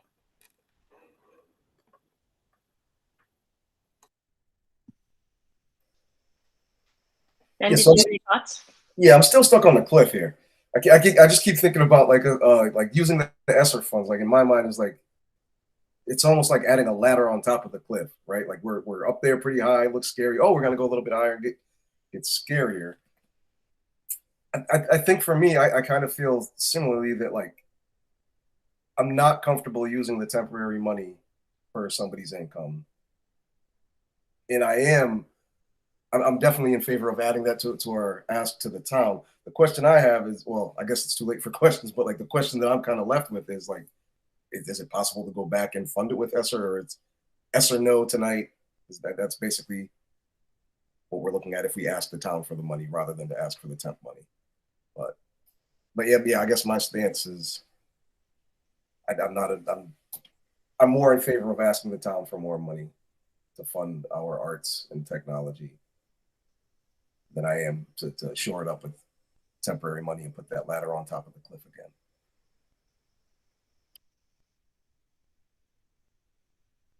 Can I jump in just for a quick second? So, Doug, could I ask you, while they're discussing, since a couple members have mentioned the possibility of adding to the appropriated budget, just if you could do the math, if you haven't already, on what that number would be, because that, just so it can be, I'm not suggesting that that's the way it's going to go. I just want to use the time effectively so that the committee has what they need to at least consider that option, because it's been mentioned a couple times. I'm not trying to leave it in any way. Would it be all right if I put it in the chat? Yes. I'll have to let you do that, but yes, I will turn that on. You can do it. Thank you. I was thinking along the same lines. So I think we have 4 committee members and we have 4 different perspectives here. So let's, Peter, you have your hand raised. Yeah. So in trying to get to an end game here, and in light of what you just said, the 4 different perspectives, the other aspect here that I think is notable is that if we increase appropriations, that is the request to the town above the guidance, it would be advantageous for the school committee to be united, for lack of a better term. I think for all of us to be able to say that we worked through hard issues that came through from different points of view and we ended up in the same place. I like the spirit of Jennifer's suggestion in terms of trying to find a compromise here. I mean, I'll just be honest, I'm having a really hard time increasing that number much. But I just did a little back of the napkin math, and I know now we're really cutting fine hairs here, but a third of the additional cost would be another 26,136 to be exact, and 2/3 of the additional cost would be 53,064. So if we increase the ESSER amount by 26,136, which I really don't want to do, but I am seeing the value in a unanimous vote tonight, and we increase the appropriation by 53,064, it goes in both directions. It shows the town that we really struggled with this, and that we tried to tap that, being mindful of not wanting to create more problems in the future. Sorry, I lost my cursor. Jennifer. I know we're trying to come to a close, but I think this is really important. I'm looking at the pot of ESSER money, looking at the original pot, the 393,000, and when I look at, like, I guess my question is there can that money be spent differently to make room for the 79,000 in specialist teachers? Like, I don't know if I'm looking at the correctly, but I'm looking at the big document, Doug's 146-page document. It looks like there's several $100,000 in consultants and non-instructional supplies that the ESSER funds are going to. So is there room to shift things around within that pot to make room for the 79,000 so that we can not increase ESSER funds and not increase our town appropriation? Like, can we get creative within what we're using the ESSER funds for?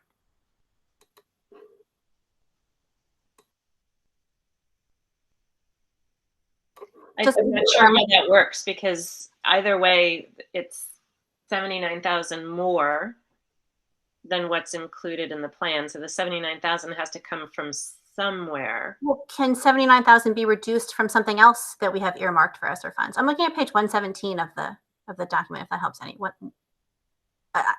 It's just a question. Like, that 393,000, is that all going to salaries, or some of it going to non-salary items?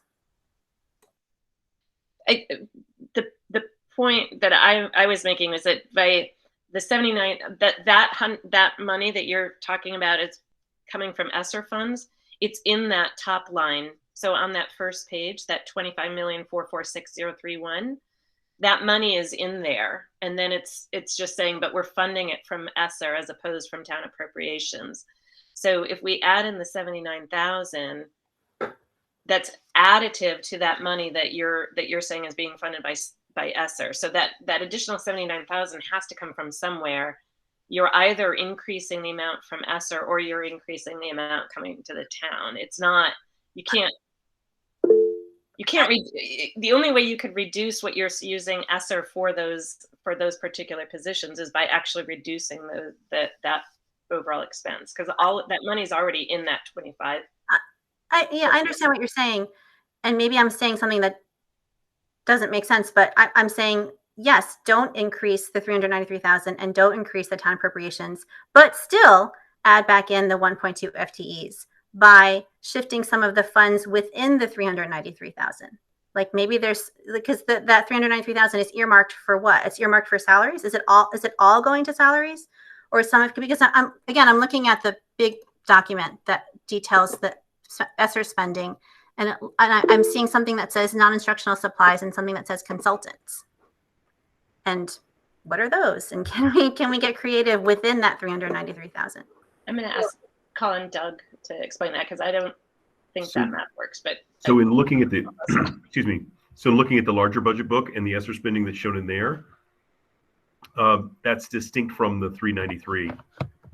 So that spending that's showing on page, I want to say 117 or so, of, you know, actually labeled as 117 in the document.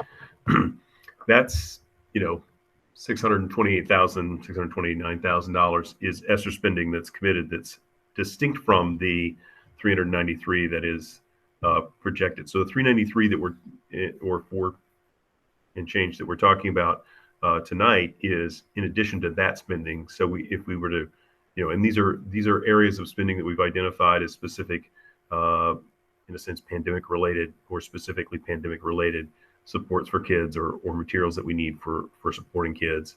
And then the 393, 531 is general budget support. So largely it would be salaries because that's the largest part of our budget. But it really is not specifically identified, but it is distinct from that's shown on page 117. Okay, thank you. I understand. I withdraw my question.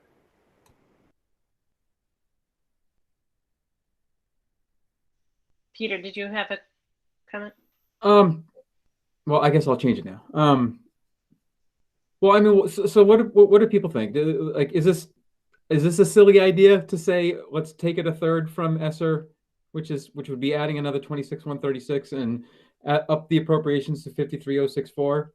I mean, I'm trying to look at the three faces here and say, what would we all feel comfortable voting on?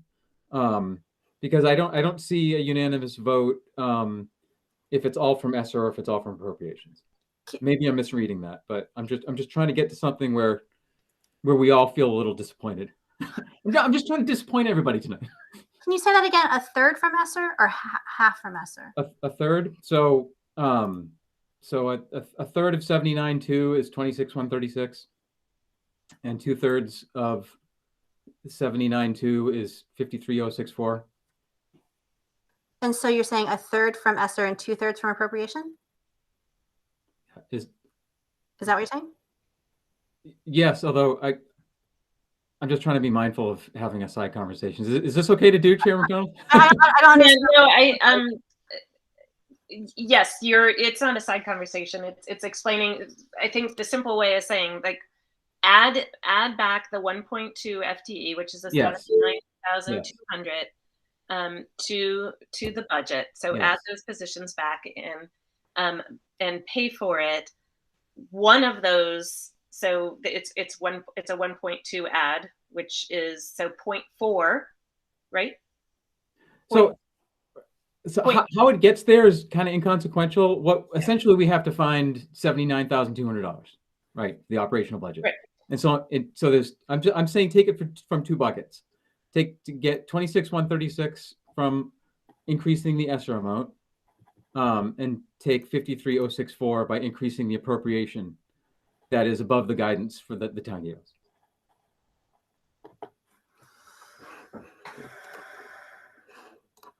I'm willing to vote on that. Mike, did you have a?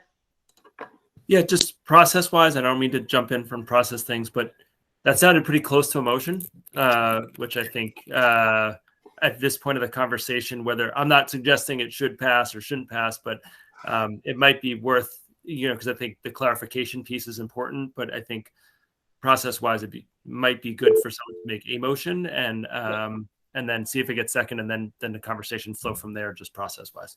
Yeah. So my 2 cents. Doug? Just taking the 79,200 divided by 3 is 26,400. And so 1/3 of that is a rounder number than Mr. Dimon gave. So that's 26,400. And then the 2/3 would be 52,800.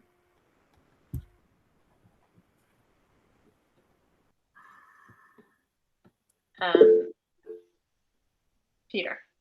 Doug, can you give us an updated motion number, or the numbers that would be in a motion? Yeah. Are we just adding that, or did you already give that to us? No.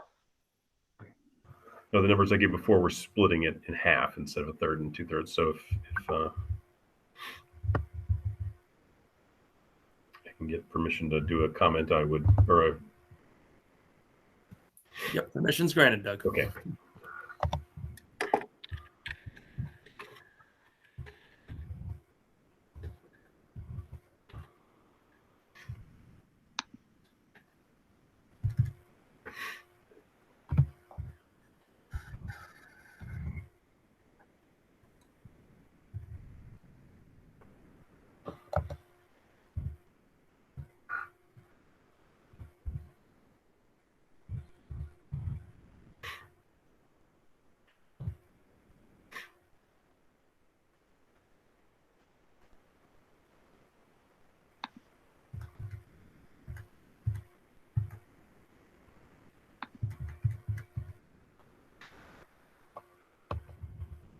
So that number in the chat is the number for appropriations. Yes. Okay.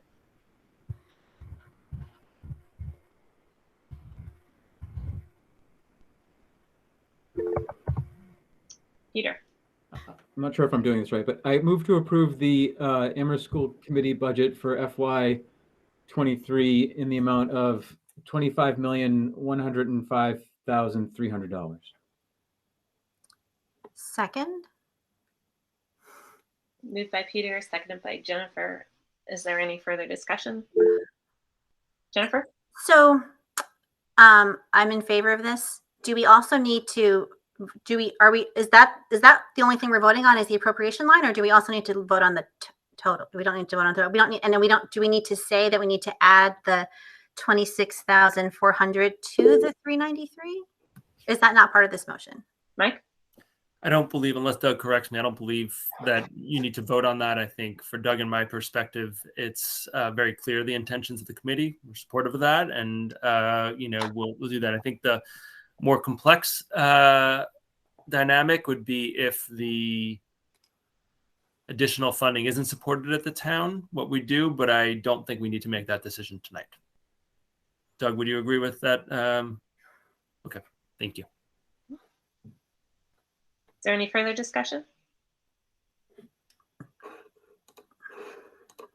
Seeing none, we'll take a roll call vote. Peter? Peter, aye. Allison, aye. Ben? Ben, aye. Jennifer? Jennifer, aye. The motion passes unanimously. Thank you.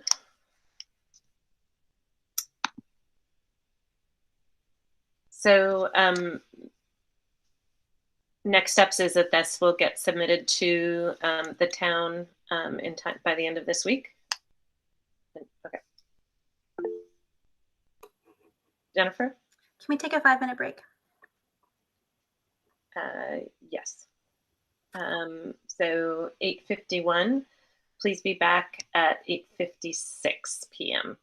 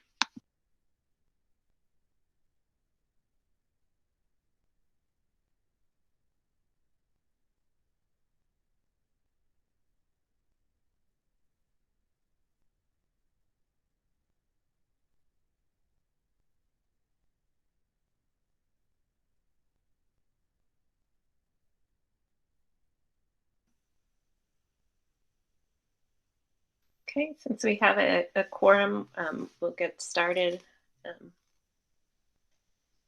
The gang's all here. So moving along to the next item, which is our school building update. So I'll look to Ben and Mike for that. Ben, would you like me to start? Okay. I think we can be brief. As you know, the education plan was approved, certainly, and then the PDP was thus submitted the week after. We have not yet received feedback from the MSBA, and when we do, there'll be a lot of things to comment on because they tend to be quite communicative about lots of items in a multi-100-page document. So that's a good thing. They're good partners, and but as of yet, I've not seen anything, and I assume I would have as one of the signers of that document. I think it's noted we had last week we had a building committee meeting. It was a briefer meeting, but there was a follow-up meeting where Ms. Sullivan Daly, principal at Fort River, and Ms. Estes, the assistant principal at Wildwood, and myself and Faye Brady were able to meet with the architects just to look at layout. We're just not looking at like how big spaces are, right? All that stuff is already in the PDP, but just trying to get a sense from, particularly from Allison and Faye and Tammy, about what kind of flow would we want, what adjacencies would we want in terms of how does the building work, where should, ELL rooms and things like that go, with a particular eye to community use. So trying to think about how do you have community use spaces in a way that can be blocked off for evening meetings, things like that. So the architects got some great feedback from our very talented educators. This is a first run at it, right? There'll be multiple iterations and forums on this, but Tammy and Allison and Faye were all great. We're trying to work on a site visit to another school that they did. They have a school in Lexington and a school in Springfield that were both done relatively recently, so that we get to see the adjacencies. It's one thing to look at boxes on a three-dimensional. They have a very cool computer program and layout, but it's another thing to see kids in them, right? And adults in them. So trying to work out a site visit. Springfield obviously is a lot more easier for everyone to visit just because of the proximity as compared to Lexington. So we'll try to do that sometime soon. And I think our next meeting is not this coming Friday, but the following Friday. We're hoping to have more information, particularly as we start looking at site information, more traffic work, more site work to better understand the options, both the ad reno options as well as build new options on both the Fort River and Wildwood sites. And Ben will fill in with what I missed. Yeah, I mean, the only thing I would add is that the net zero subcommittee met today, and we kind of started discussing some options in terms of mechanicals and those sorts of things, and kind of actually even actually looked at kind of what cost savings would look like in terms of having a net zero building. Looks a lot different paying for utilities when you don't have to. So yeah, we're making a lot of progress there. We haven't actually finalized whether we're going like geothermal or the RF, air versus the earth cooling and heating us. So that's still a decision to be made.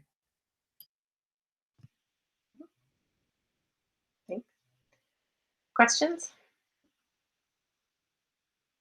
Jennifer, your hand is raised. I don't know if you intended it to be. I did not intend it to be. Thank you. Any questions? No? Thank you. And so related, but separate, is our next item, which is the 6th grade move to the middle school update on the work planning for the today. So, yeah. So again, I'll be brief. There was 2, moderate-sized documents that were included in the packet. One was a summary of our conversation with 8 6th grade classrooms in the town of Amherst, all the 6th grade, including one of our public commenters was very helpful in a particular classroom at Fort River. So that was great.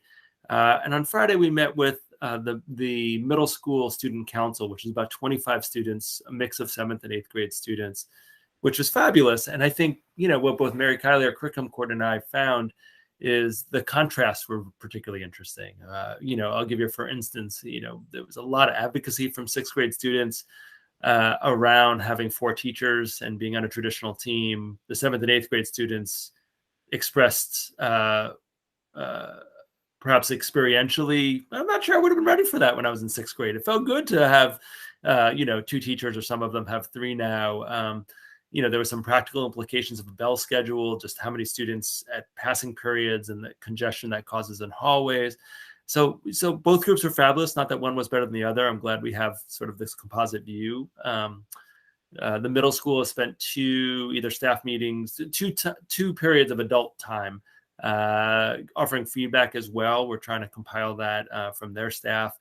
And we put out an email last week, a call for summer work, which would be late June work, for middle school and elementary educators to join to work on some of these meaty issues. What does the schedule look like? Where's the physical location? What's the model? So we have a lot of interest. We're trying to keep the group size to be modest, kind of like in that 12, 13 range. I think you get above that and it starts getting challenging, but we have about that number of applications, good range, all elementary schools. We have specials, classroom teachers, special education, mental health folks interested. So we were really excited to look at that list. And we still have some folks who are volunteering coming through. So we'll have that group spend a lot of time in the summer and do a lot of communicating. I think the last thing that both the 6th grade students as well as some of the 8th grade students talked about, the interest in having more extracurricular activities, particular sports. And I think one of the things that we continue to hear is that the width narrows, when you get up to middle school, where some of the more recreational sports opportunities in our community fade away. And so that some students are playing at high school teams, some students are playing on club teams.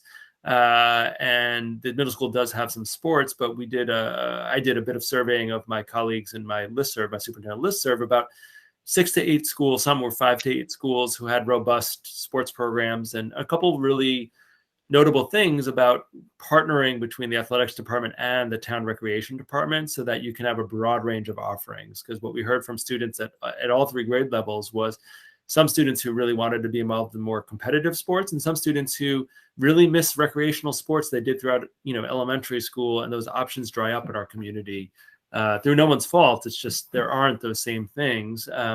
We are partnering with Amherst Baseball for a middle school this is our first foray into this sort of joint venture dynamic with the baseball group for 7th and 8th graders this year. But I met with our athletic director, Stewart, and the head, Mr. Harp, who is the head of Amherst Recreation. And we may do some site visits and see what happens in other districts. And with those 3-year grade spans, what kind of intramural and competitive teams and partnerships can we create? So there's a lot of conversations that are going on. I think now that some of the engagement from the building project's not done, but at least one phase of it's done, we are looking to broaden our approach and engagement on that. But we really, again, want to center our experience on the students and have that drive a lot of our decision making. So more soon on that. But we just met with, as I said, on Friday with the middle school student advisory council, and then yesterday with Victoria and Ray Harp. And I think probably a month from now, we'll have more information and more data that we can then take to the public and start gathering feedback at a broader level as well. But again, we wanted to start with the students, and took a bit of coordination to happen, but I'm glad we led it in that way. And that's my update for the evening. Happy to take any questions or feedback. Questions, Jennifer?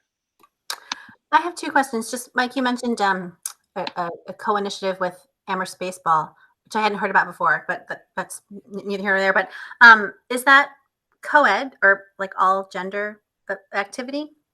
So I heard about it yesterday. I heard a bit about it. I don't have the full rundown. I just mentioned it as in our athletics department and facilities department trying to figure out how we can partner to provide more opportunities, but I don't know the answer, and I can find out for you. That'd be great. Just curious. But my bigger question is, I'm looking at the documents about from the 6th graders and the Amherst Student Council, the middle school student council. I admit I'm still having trouble wrapping my head around the 6th grade move. I mean, obviously I know it's happening, but the 6th graders who will be going to school at the middle school, they're not going to be enrolled in ARMS. They're still going to be elementary students. And are they going to be taught by ARMS teachers? Is that why we're talking about world language, or are they going to be taught by elementary teachers who are located in that building, or do we not know yet? I'll give you my educated guess, is probably the right way to say it, is that it'll be some combination, right? Okay. That there will be some folks. Our elementary schools right now do not employ world language teachers. There's broad interest in world language, right? So we could hire unique to Amherst Elementary School world language teachers, or we could look at the FTEs of staff we already have working for, the regional schools, and split some time like many staff members who are split between multiple districts. So I think it's a combination.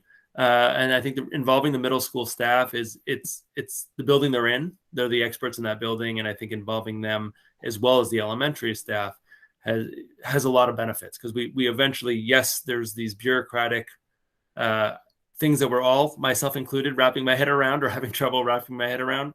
That's absolutely right. But on a functional level, we do want the building, to feel functional for 6th, 7th, and 8th graders, to not feel like, oh, you're an Amherst public school student, you're a regional middle school student, therefore you can't use this space, right? So I think we want to work around some of that, even though on an operational level, you're right, it adds a layer of complexity to the process. That's spot on.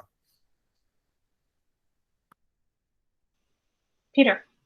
So so more about the language. I was really interested in the different models that were discussed about how to pick and explore a language before diving into learning it. Having had 3 kids go through the middle school, they all had different experiences in that regard. And I've been really interested over the years to hear from other districts about just how many different ways there are to approach that.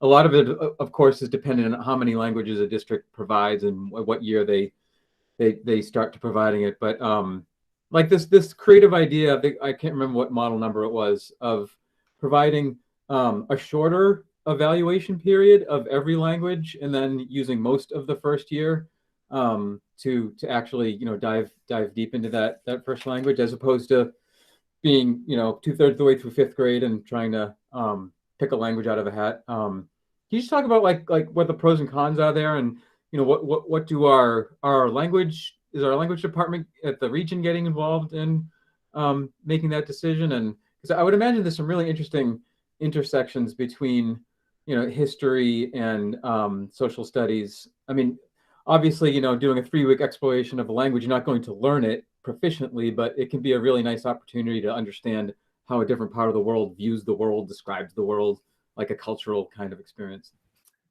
Yeah, it's been one of the more fascinating conversations I've been in. So it was 6th grade students who came up with we like the idea of exploratory. We don't want it to last all year. So I brought that to the 7th and 8th grade students, and they really got excited about that, because there was obviously a range of opinions. You have 25 people that all reside in our 4 towns, and you're going to get a range of opinions, right?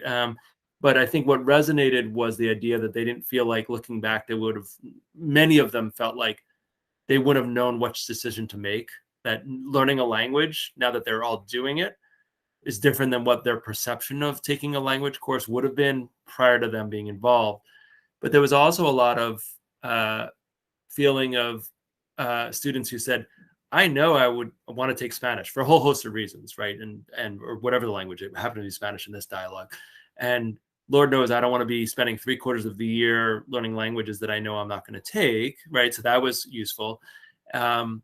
So it's sort of like the conversation just had, like, is there some sort of compromise? I know the language teachers feel really strongly, and the feedback I've received so far, about having some exploratory period where all the languages are exposed. So it's not just a default setting, right? The concern is, well, I think most kids are taking X, I'm just going to go forward without really fully experiencing it. So I think the challenge would be staffing, right? Because you can't change your staffing. Like, let's say 3/4 of the kids want to take Latin after a month or after a quarter, right? We can't adjust, well, yes, some of them are bilingual. They're not knowledgeable in all 4 of the languages we teach.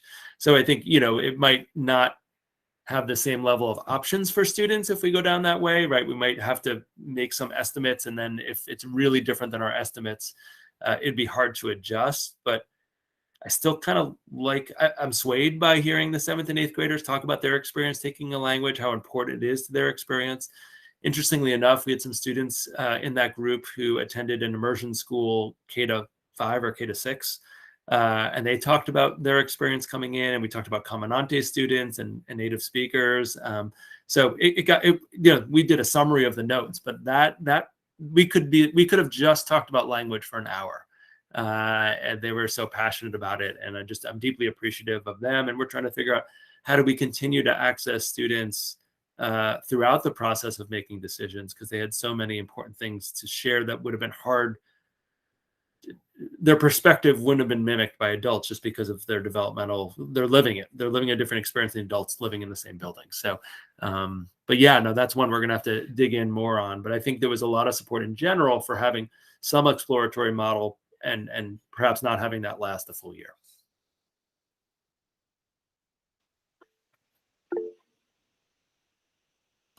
Other questions? Jennifer? I just wanted to suggest a fourth model, which is 2 semesters of one language each in that 1 year. So it's sort of a balance between, you don't want to have 4 languages in 1 year, which I agree with some of the feedback is a little overwhelming to learn 4 languages in 1 year. But also to another point that you made, that a student brought up, students might know already that there are certain languages they don't want to study. Although I would say that in 6th grade, you might not know what you don't know yet. So I don't like the idea of making them choose one language up front. And I also don't really love 4 languages in 1 year. So maybe 1 semester across a year, obviously 2 semesters of one language. Just an idea. Thank you.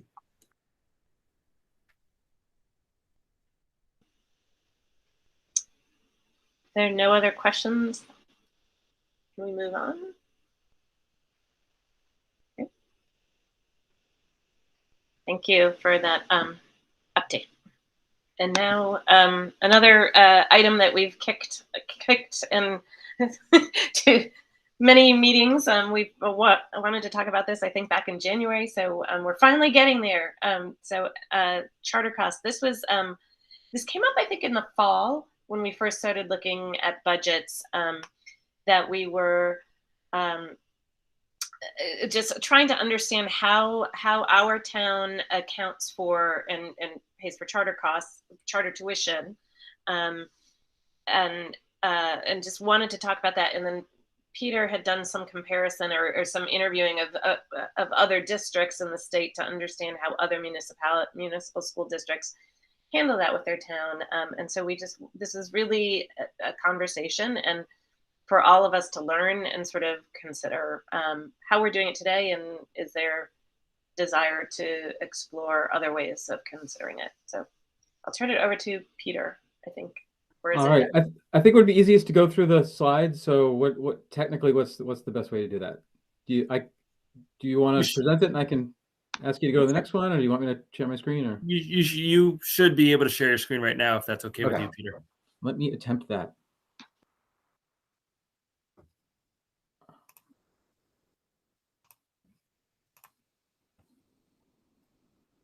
All right. Let me know when you see that, because I can't see you. We see it. Fantastic. All right.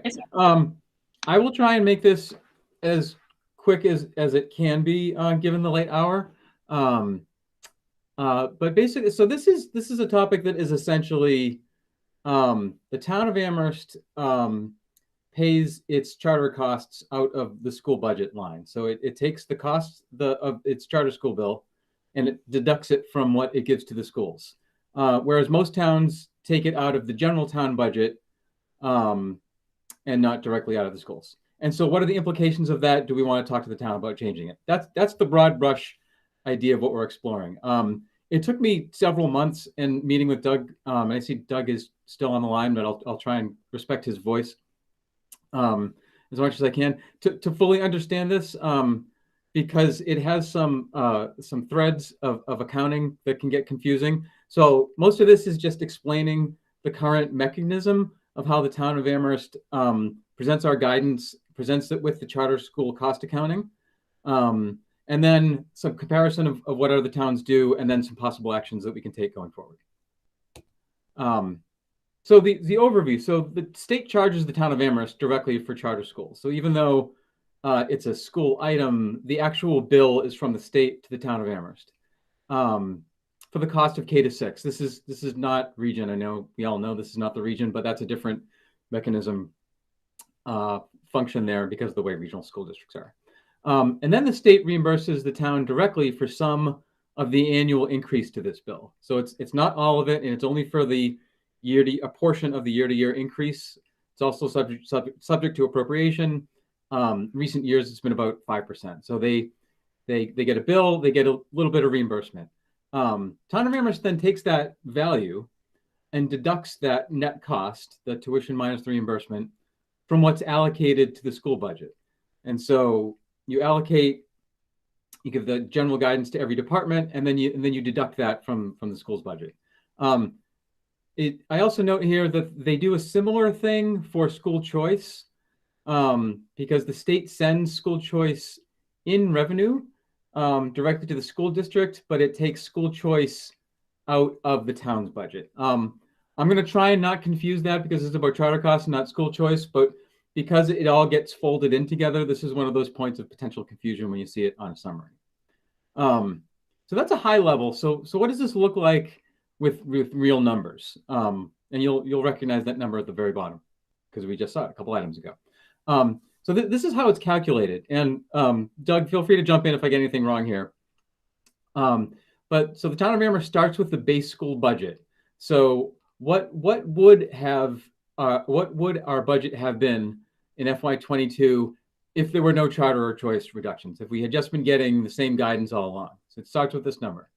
And then it multiplies it by the guidance. So the guidance was 2.5% and gets this number. So 26,866,350, that's what our FY23 budget would have been if charter schools and choice didn't exist. The town then applies charter and choice reductions. And so it takes the bill that it paid for the charter tuition minus the little reimbursement it got. It also charges us the school choice out and comes up with a total number of reductions. So 1.813. So 26,866,350 minus 1,813,850. And this is the budget that we get. Another point of confusion here is you probably noticed that these are FY21 numbers that it uses to calculate.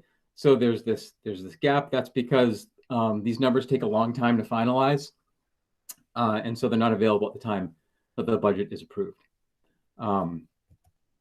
So what do other towns do? So other towns, it's hard to get a clear answer from a lot of towns because this is a difficult question to ask in a way that people understand exactly what you mean.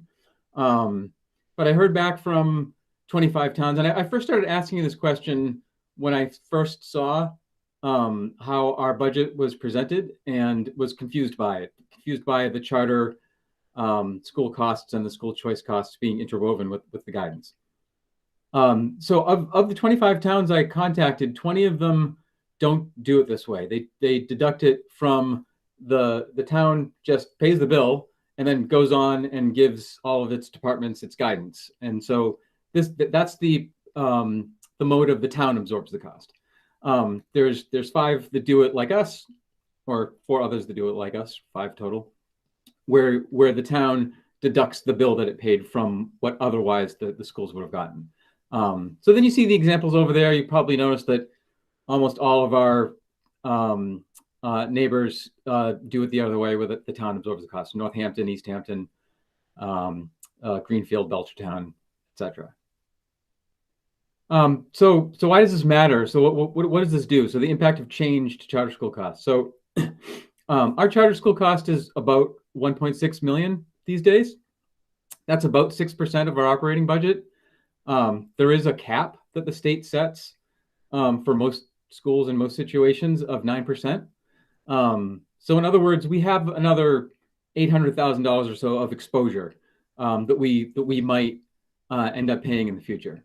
And so if the charter costs increased, then the schools are negatively impacted by a reduction to the school budget, to state the obvious.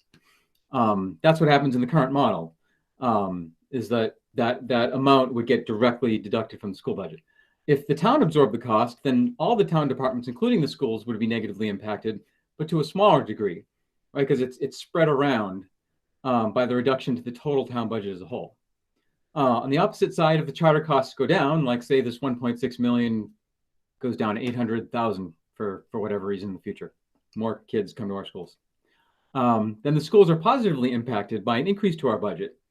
Whereas if the town absorbed the costs, all the town departments, including the schools, would be positively impacted, but to a smaller degree, right? Because it's impacting the overall budget as a whole.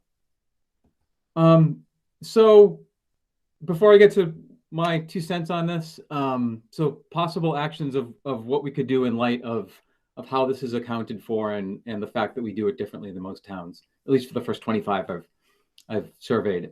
We could do nothing, just keep on going as we are. We could reach out to the town of Amherst, ask them to talk about this with us, about explore, get their take, their feedback. Do they think it should be updated?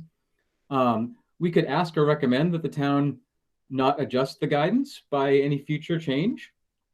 Or we could ask that they don't adjust our guidance by any change. And so just to articulate the difference between those last two options, I'll go back to the summary slide here. So, so option D would be to say, don't take any charter tuition, don't take that 1.6 million out of our budget at all and add that back in next year. Whereas proposing that we don't do anything from this point on would be saying, okay, well, let's take 25,052,500 as the baseline, and then say the guidance next year is 2.5, then the allocation for the schools would be 2.5% of this. There would be no more further adjustments.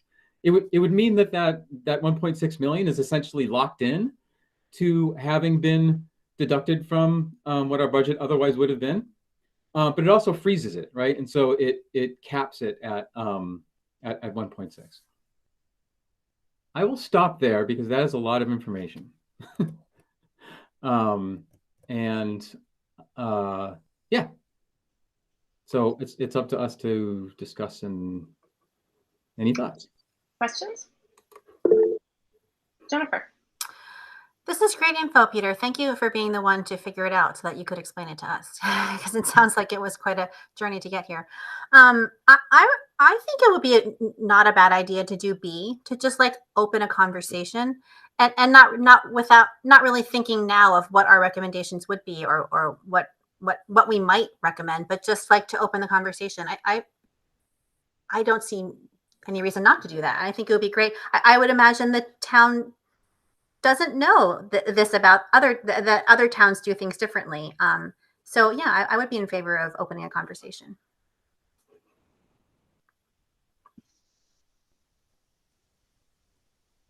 I share that thought too. Appreciation for you digging into this, because this is, I think, when we talk, it connects to our earlier conversation about budget and sort of the guidance from the town of Amherst, but also charter school tuition and charter school funding is a huge, the funding formula for charter school tuition is a huge negative impact on our local school budget. And to your point, Jennifer, of without going into it with a desired outcome other than let's talk about this, because this is a huge impact on our school budget, and we're doing it differently than others, and we need to figure out a way to get a more equitable funding formula for that. So I'd be in favor of B. Yeah, I can't see anybody else who's so I don't know if Ben's hand is up. So I'll just add my 2 cents. So yeah, I mean, I would love to talk to the town about this. I like the idea of doing something together because charter school funding affects us all, and so like we should all be in this together, right? The schools in the town should be in this together, and if more kids come to our schools and our charter cost goes down, it's cheaper for the town, it's better for the schools. And so I find, you probably got a sense of, I find the idea of it coming out of the town budget appealing, because if we sort of all do, if we all contribute to the effort to enroll more students in our schools, then we all benefit, right? It all goes up. And if if the opposite happens, then the town helps the schools by spreading around that difficulty. It does come with a cost, right? Because it does lock that sort of 1.6 million, that 6% of our budget that is sort of like we're not going to get back directly. But I also am very disaster avoidance in my financial thinking. And so I like the idea of limiting our future exposure to where we don't have to worry about, well, what happens if another charter school pops up in another town close to us, or a charter school expands. And so that concerns me about hitting that cap. So I like the idea of potentially capping that off, but certainly to start the discussion, I think would be a great step one. So can I ask the question, since you're bringing this to the table, Peter, are you willing to volunteer to spearhead that or herd the cats to that? Sure. Let me get back to the video. Okay, here we are. Yeah. So, I mean, I can take suggestions, or I can, I think maybe a first step might be for Doug and I to talk to Sean, maybe, just so kind of he's on the same page. So those watching who don't know, Sean Magana used to be the director of finance of the schools, and now he's the director of finance for town of Amherst. So he understands this intimately well. He puts this together. So he understands all the details. So, and then yeah, we can figure out about how to approach it. If could certainly keep everybody updated as things progress. Okay. Everybody, I'm seeing nodding heads or blank stares, so I'm guessing. Excellent. Okay, great. Thank you, Peter. And next is health and safety updates. And I can do those, I think, relatively briefly. I want to thank everyone in our community, staff, students, and families, that the end of the mask mandate has went all reports relatively smoothly. That people have been incredibly respectful. I think some of us had more fears that so far have been unrealized about students either feeling compelled to wear a mask, to not wear a mask, or to wear a mask all day, if not in certain situations. And I think when I walk in the elementary schools as a Wildwood today, you see lots of different people making lots of different choices, but the thing that you see consistently is respect and support for one another. So I really want to thank all of our staff and students. We did a whole lot of rollout, and I know some people felt it was a little bit of overly dramatic, but I'm glad we did, because I think it was important that we entered that phase with clear expectations around that. Last week, we had 2 positive cases at the elementary level, a little more than that so far this week. We're not seeing significant dramatic upticks, and particularly we're not seeing school-based spread. So in other words, the cases we're seeing are not all from one classroom, or something that would cause a higher level of concern since the mask mandate ended. We continue to be in touch, with Jennifer Brown. Wastewater in Hampshire County looks, trending in the right direction, whereas wastewater in other parts of the state are trending in the less good direction, from what I saw this afternoon. We don't always see, exact correlation between wastewater and cases. Certainly there's a connection there. So it's something we'll keep an eye on, over time. But, statewide cases have risen some, and percent positive has risen some, whereas, we've been pretty stable in the schools here. So it is something that we're aware of. We continue to look at. We continue to have conversations with our nurse leader, Reverend Supernot, as well as the town.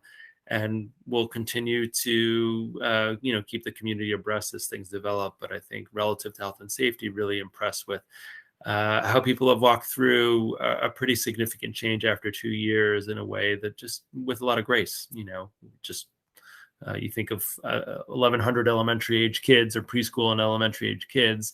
It's a pretty big change, and yet they've responded in ways that have, really supported one another. So that's really all I have on health and safety. Happy to answer any questions that anyone might have.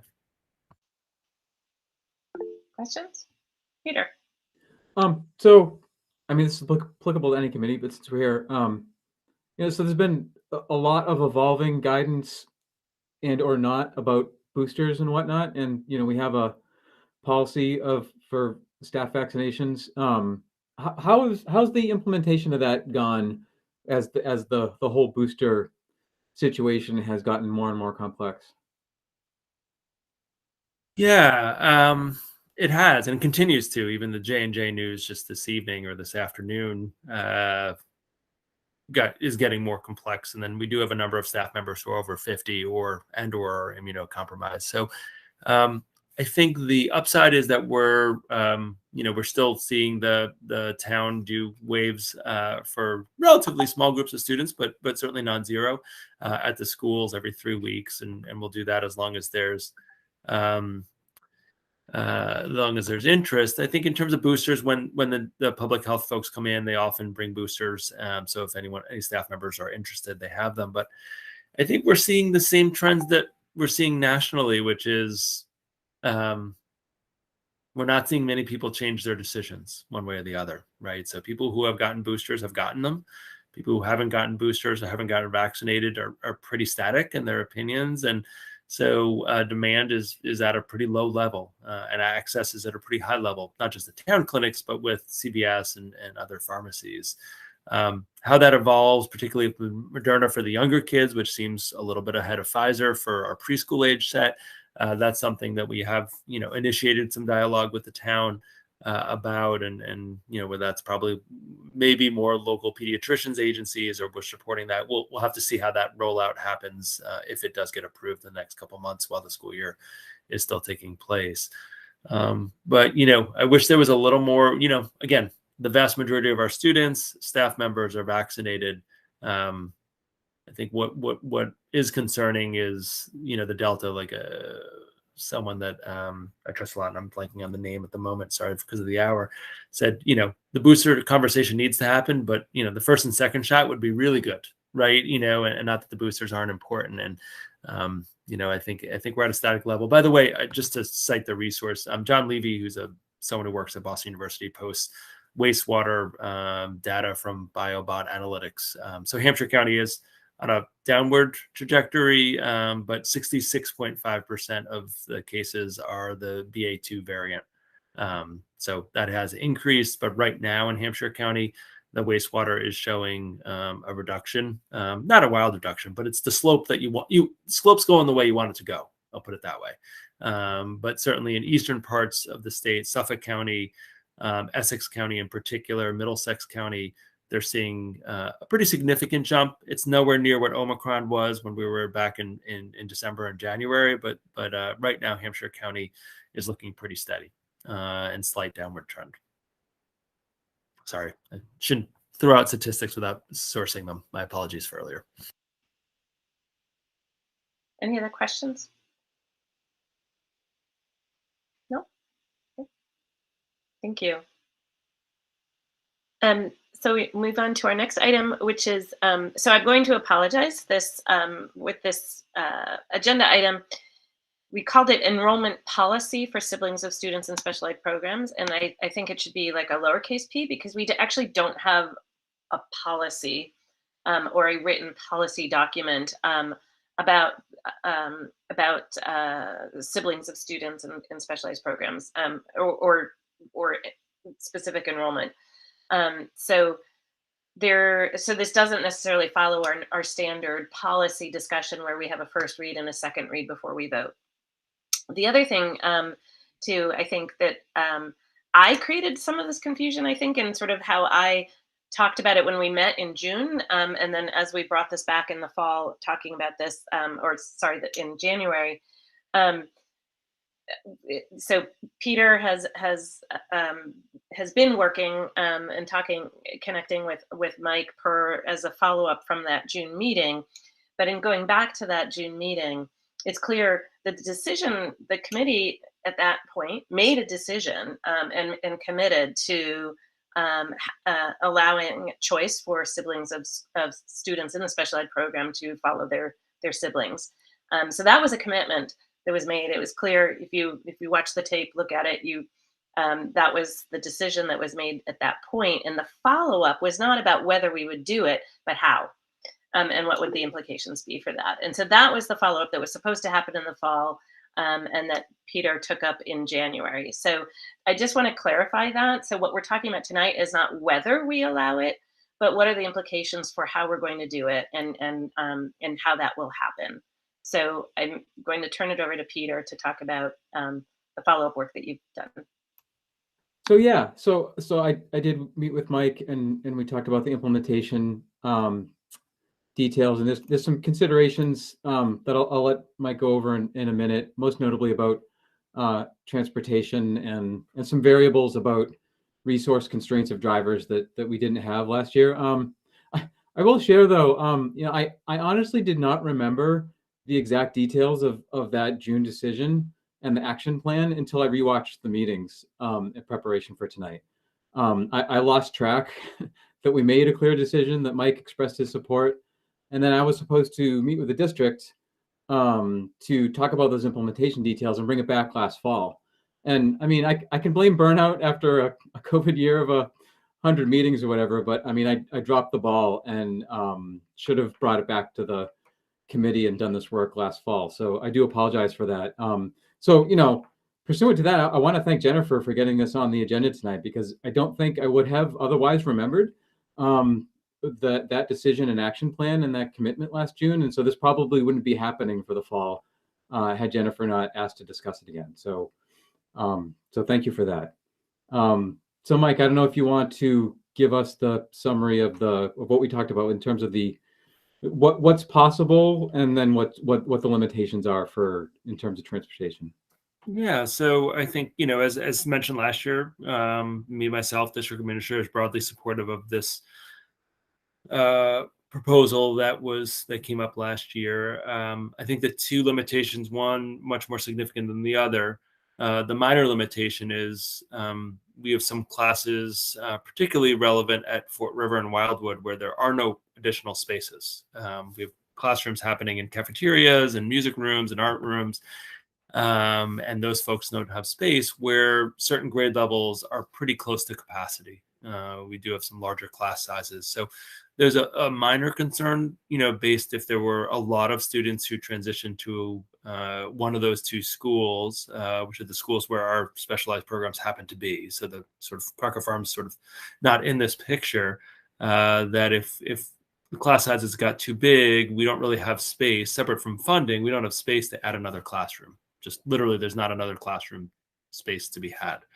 So, that's a minor concern, and frankly, a temporary concern, because I think once sixth grade move, things get a little bit easier. The more significant concern or limitation is about transportation. There are no empty seats on vans, and we don't have buses crisscrossing all over the place, the entire town, in a way that would facilitate that. And I think, to Peter's point earlier, we have open bus driver positions now and van driver positions that we can't fill because we can't get applicants, right? So we're stretched, as has been described to you earlier this year. And while we've stabilized to a certain extent, I wouldn't say that we're at full capacity. We're not.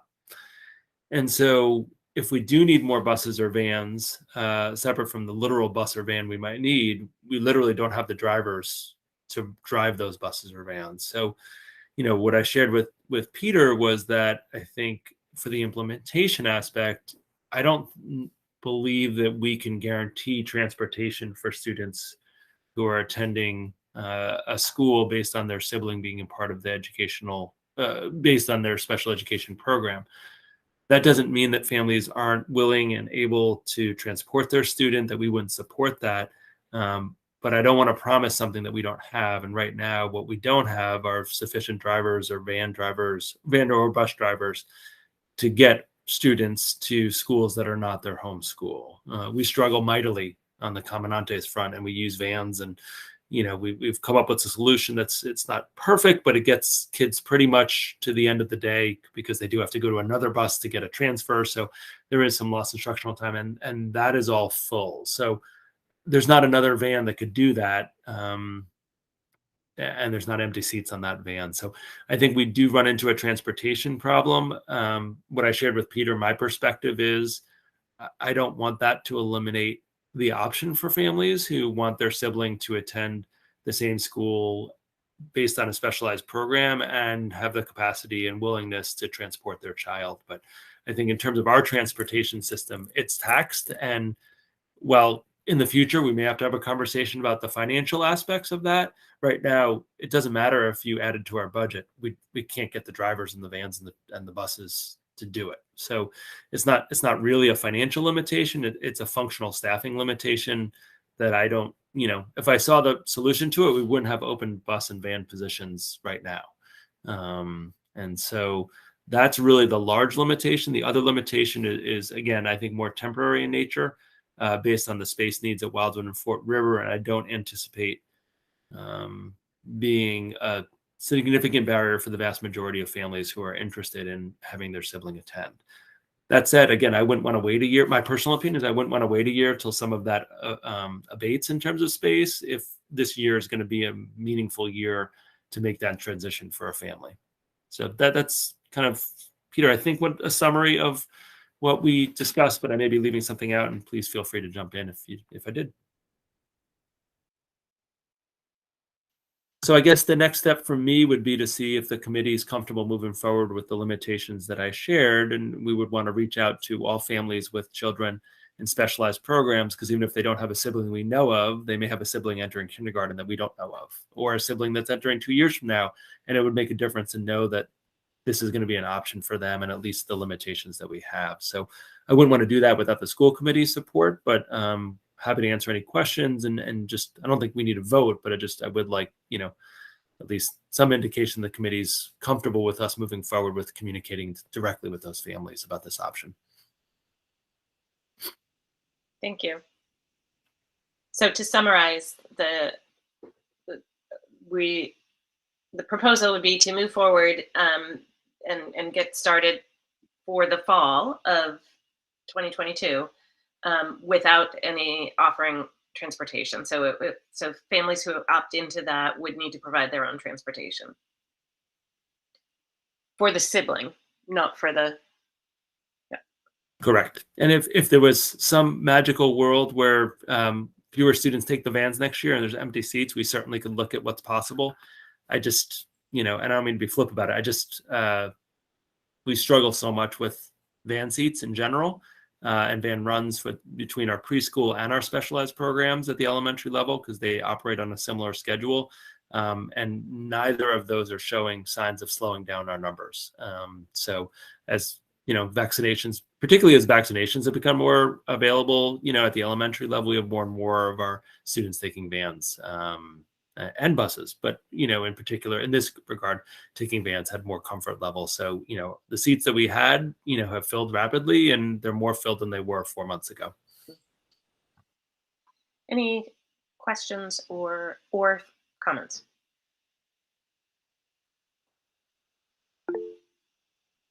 Jennifer. So just to be clear, would we be offering for these families to have their sibling attend the school where the sibling special ed attends? Are we saying we can't provide transportation, or are we saying we're not sure yet if we'll be able to provide transportation? I think we would have to say that we don't believe we'll be able to provide transportation.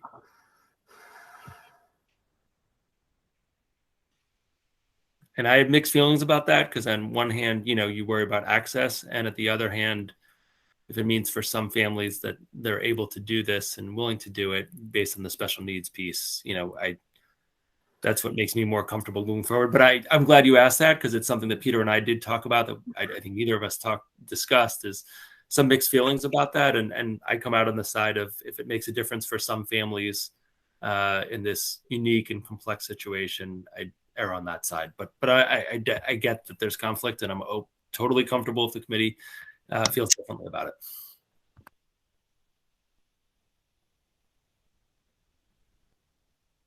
Thoughts? I just want to see if Banner. Nope. Okay, Jennifer. Well, I certainly don't think we should not do it. We should not offer this to the families. I think we should still offer, because I think, but I'm sort of thinking this through. I don't think this should stop us from making the offer. And Mike, if I'm correct, there are around 40 students in the district-wide special ed programs, and some of them are districted to the school that they're attending, and some of them maybe don't have siblings, and some of them maybe have siblings that their family doesn't really feel strongly about having them go to the same school. So it could be a very small number of. I mean, we don't know. It'll be less. It'll be less than 40. It could, and obviously they're going to be spread between grades. I if it ends up being like 2 to 5 students, are we actually saying that like the buses or the vans are full up and we couldn't even accommodate 2 to 5 extra students? I mean, it depends on a variety of factors where they live, right? So it's one thing when there's a lot of areas that geographically are equidistant to schools. Then there's areas like right under Atkins where we literally it would add 15 minutes to everyone's ride, right? Or because to get that student to Wildwood is a pretty significant lift. And if our vans are full, that means a bus is picking up one student and then doing the rest of their run. So that's why I think if we end up being able to do it, we would get in touch with families, but I don't want to overcommit or commit to it because I think there's so many factors beyond my knowledge base, frankly, that, folks who do transportation routes would have to look at. And then I think the other thing is that I want to, many families have more than 2 kids, right? So in some of the calculations, it may be the case that you may have 2 or 3 siblings at a certain time, and then some graduate, and it's the nature of it's evolving. So, right now we don't have excess capacity on our vans. And again, physical location matters in terms of some of those things. And that's where it also leads to inequity. So if you happen to live more centrally in town, yeah, that route makes more sense. Should we do that if the person who lives at a far-reaching place doesn't have that option, right? So there's all these equity pieces that are kind of dovetailed into any decision-making matrix on it. So at this point, we certainly can transport all the kids, and we don't know really who we could transport until we know who the kids are on the number as you cite. So I don't want people to make the decision based on us providing transportation.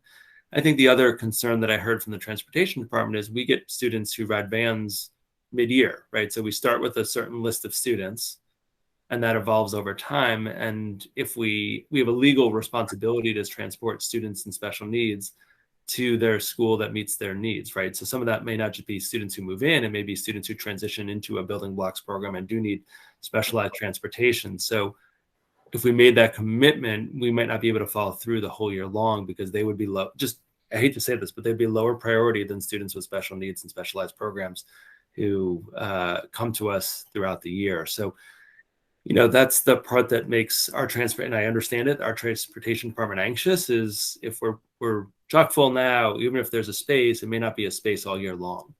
And to commit to that is something that, we're not sure we can do. Maybe the job shortage piece will ease and we'll be able to hire more van drivers and come back to you with a cost analysis. But at this point, we're not even at the place to being able to do that because we can't fill the roles that we currently have. Peter. So yeah, I mean, I won't repeat everything you said about transportation, but if there's one topic that I think I can try and understand and then I'm never able to understand, no matter how many times I meet with talk to Morris or anybody else, and it's transportation and how thorny it is. Like it's possible that again, like you said, depending on where you're going from and to, you could leverage an existing route with minimal cost, but it's also possible you might have to add a completely new van and driver, right? It could be almost no additional cost, or it could be like, 60,000. And that's to say nothing about the like driver resource issue. And in terms of equity, yeah, it's always uncomfortable, I think, when we make decisions that we know are going to have some kind of economic inequity, or an equity on some other dimension. I remember this was a really tough decision about a year-ish ago, when we talked about voluntary return of staff, and we knew that depending on what teacher you had, you would have the opportunity for in-person earlier than others, and that was inequitable. And so did we want to go forward and do that when knowing that some students would have an opportunity and others didn't. And there's no easy answer unless we have infinite money. And infinite drivers. there's no easy answer to that. So I mean, I tend to say yes, let's do it. And we'll get a sense of the numbers. We'll get a sense of what the transportation shortfall is. And then we'll be able to be able to make a more informed decision going forward. But yeah, I don't see a solution to the equity issue. It's an imperfect thing.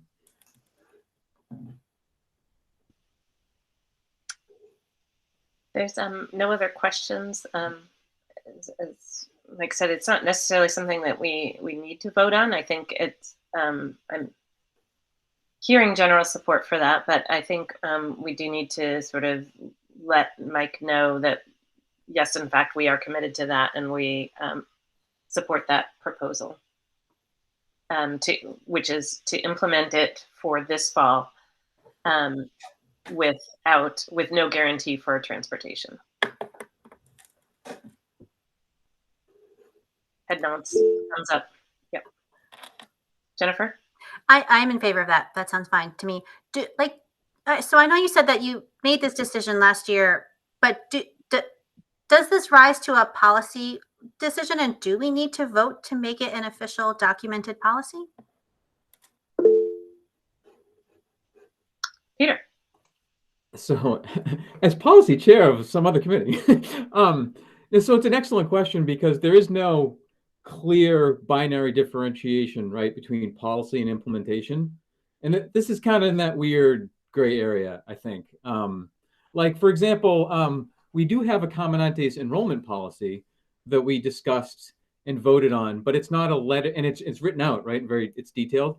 So that is written, and we did vote on it when we updated it last year, but it's not a lettered policy, capital P policy, right? That so I think it's kind of really up to us to decide whether something is, this is just my view, is something is okay at a high level direction, or whether we want to get into the low level detail of implementation, and whether that's important to us. Like, do we say, not that it's not important, but I shouldn't say that, whether we feel like it's appropriate for the school committee to be going to that level of detail. Is it enough for us to say, go forth and do this, Dr. Morris, or do we need to say, start line iteming all the specifics of some of the implementation that we feel is appropriate?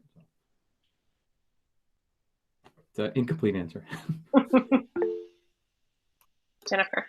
So I guess I would suggest that this go to the policy subcommittee for discussion. I kind of know it's not a jurisdiction of the regional school committee. So policy. Oh. Yeah. So if the Amherst school committee wants to have Amherst have policy for the Amherst enrollment district, for the Amherst elementary district, we would write that policy. Okay. So then I guess I'm leaning towards, I kind of think we should consider having this be an official formal policy, which isn't to say, but I also think that Mike can just go ahead with what we've agreed on tonight. But I think we should consider in the future, like in the imminent future, creating a policy and voting on it so that a future school committee and future superintendent, like dozens of years from now, won't stop doing it for whatever reason, and then they can refer back to the policy, and you know what I mean. So just to sort of document this decision and make it into the future.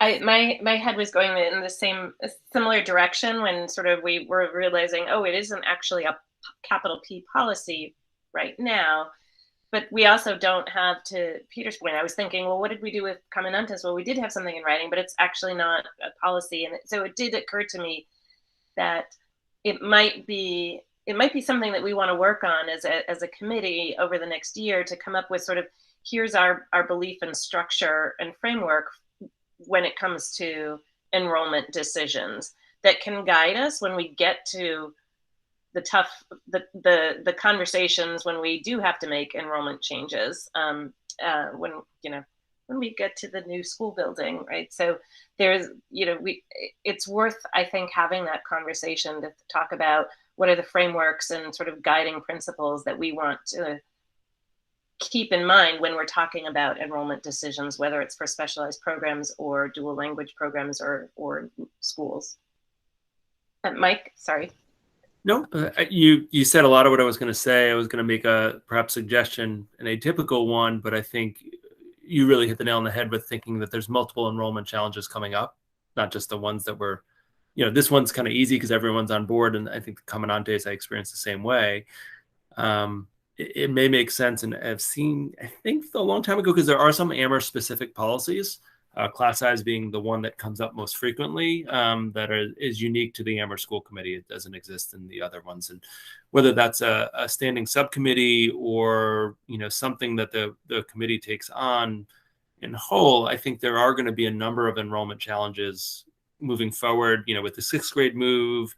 Well, I think that will be somewhat limited. I can imagine some questions of policy coming up there as well. So because it's going to be enrollment in general, zones and rules, I think having some policies that guide the work would be super helpful from my perspective.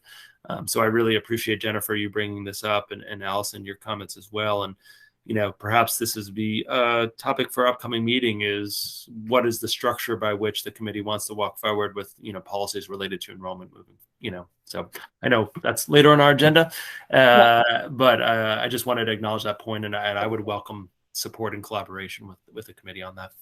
Great. I am noticing while we were talking, I did open our policy manual, and there is a policy JC specific to Amherst, and talking about enrollment attendance areas and sort of, so we have a starting point. It was written in 1986.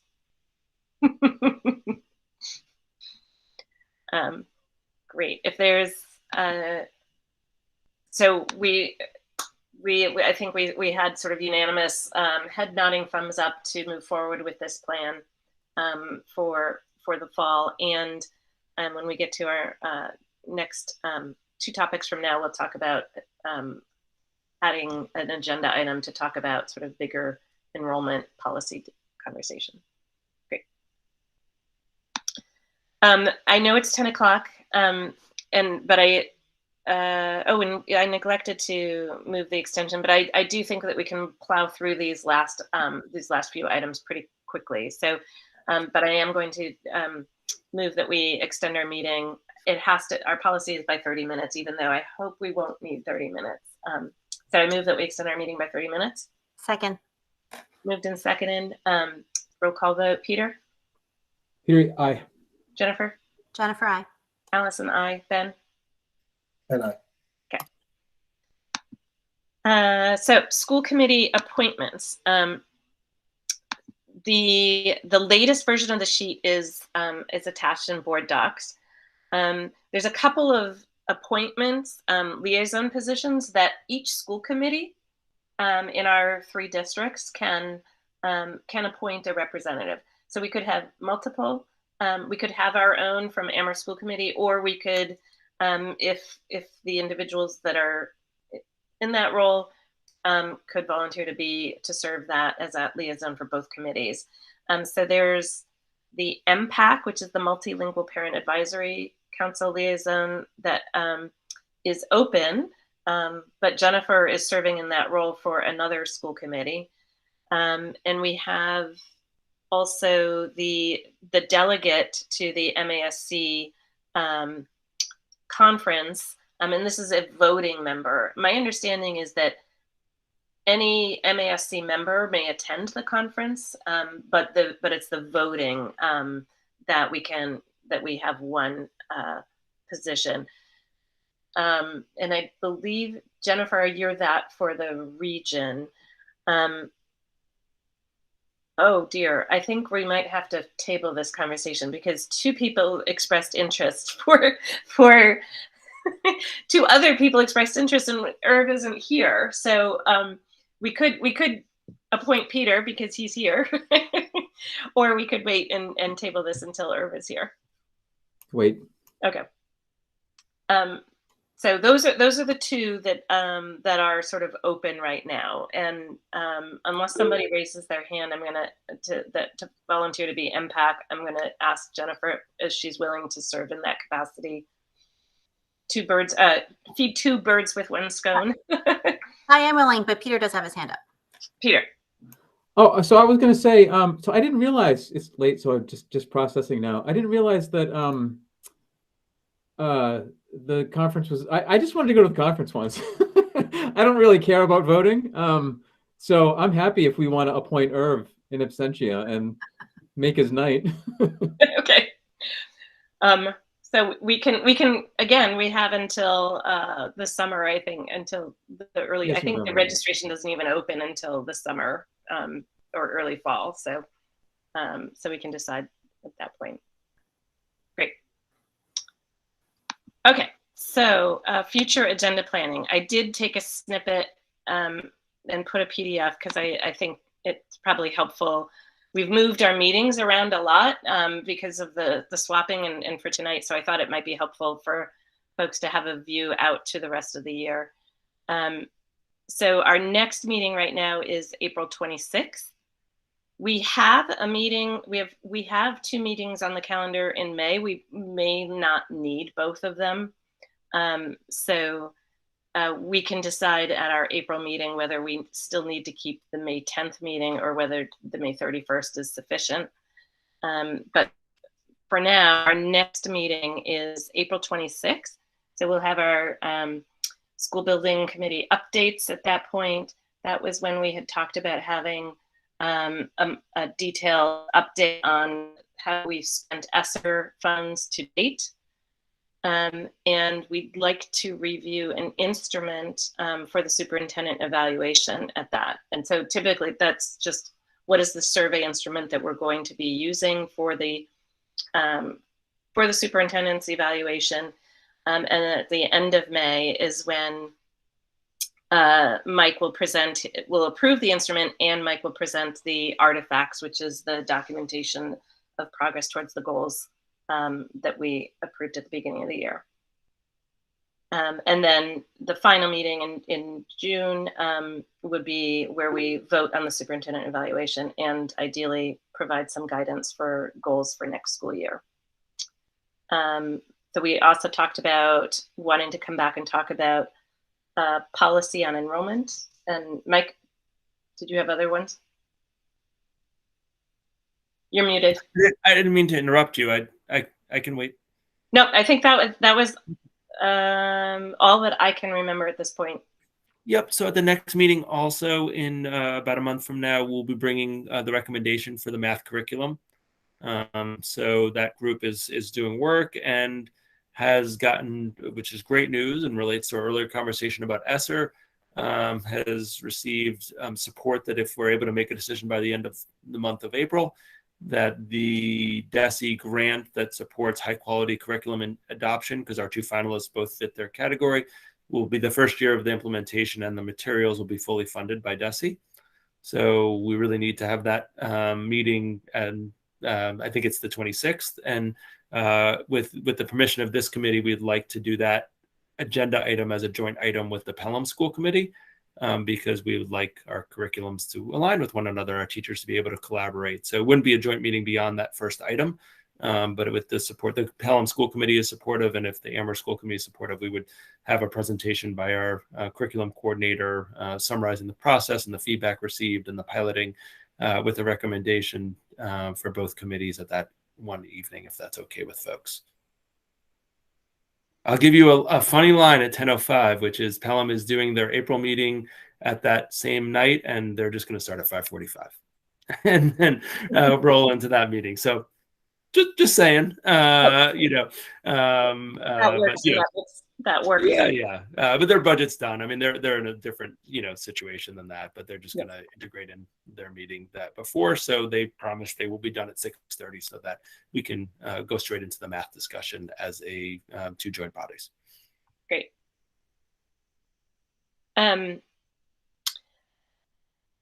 What I was going to, so if we're voting on it, it would be great if we could have the materials a week beforehand so that we can sort of digest and shoot any questions to you all ahead of the meeting so that we're in a good position to make a decision.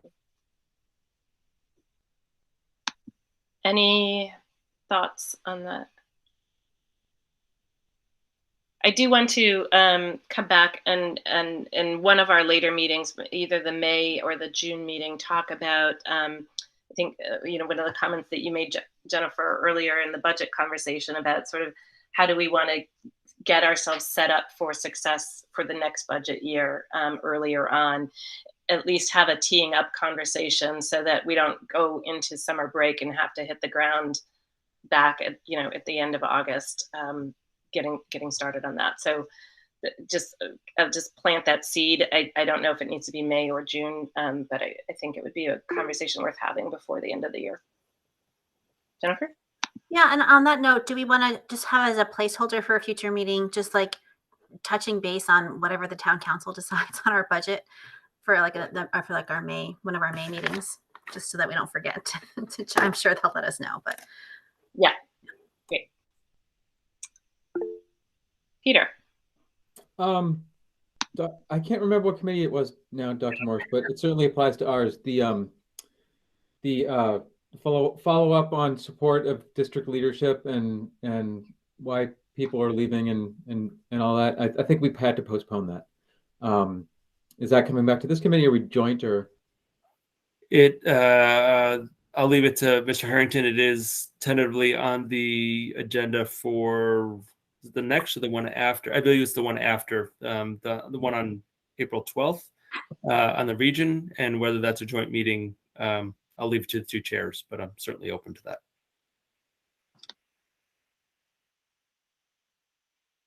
I'll talk to the other chair. Okay, great. I do have a few warrants to read, so let me pull these up.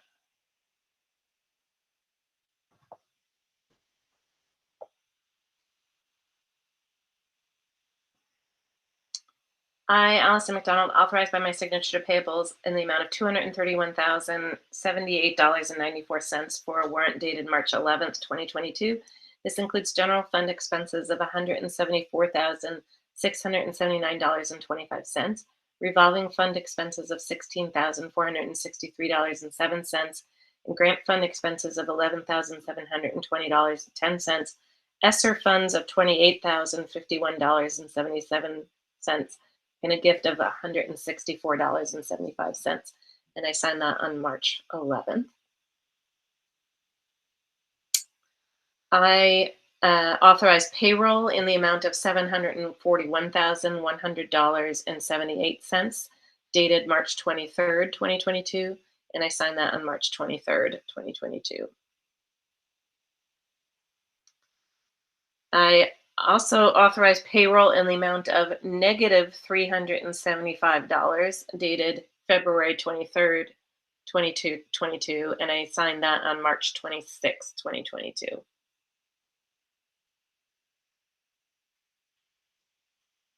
I, Allison McDonald, authorized by my signature to payables in the amount of $81,653.19 for a warrant dated March 15th, 2022.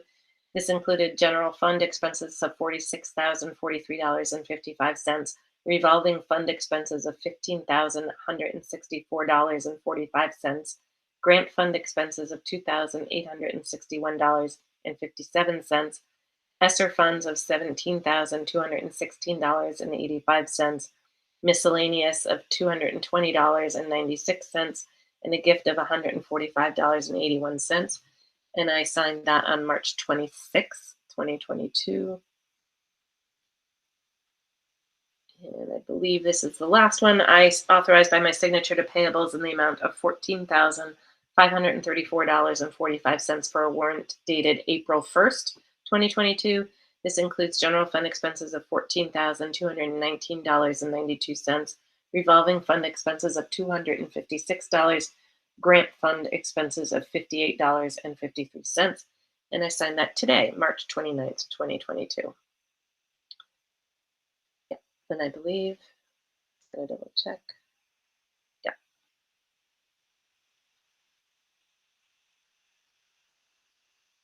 That's it. And we have no gifts to accept this evening. So I will move that we adjourn. Second. Moved by Allison, second by Jennifer, and there's no discussion. Roll call vote. Peter? Peter, aye. Ben? Ben, aye. Jennifer? Jennifer, aye. And Allison, aye. We are adjourned. Thank you. Bye, everybody.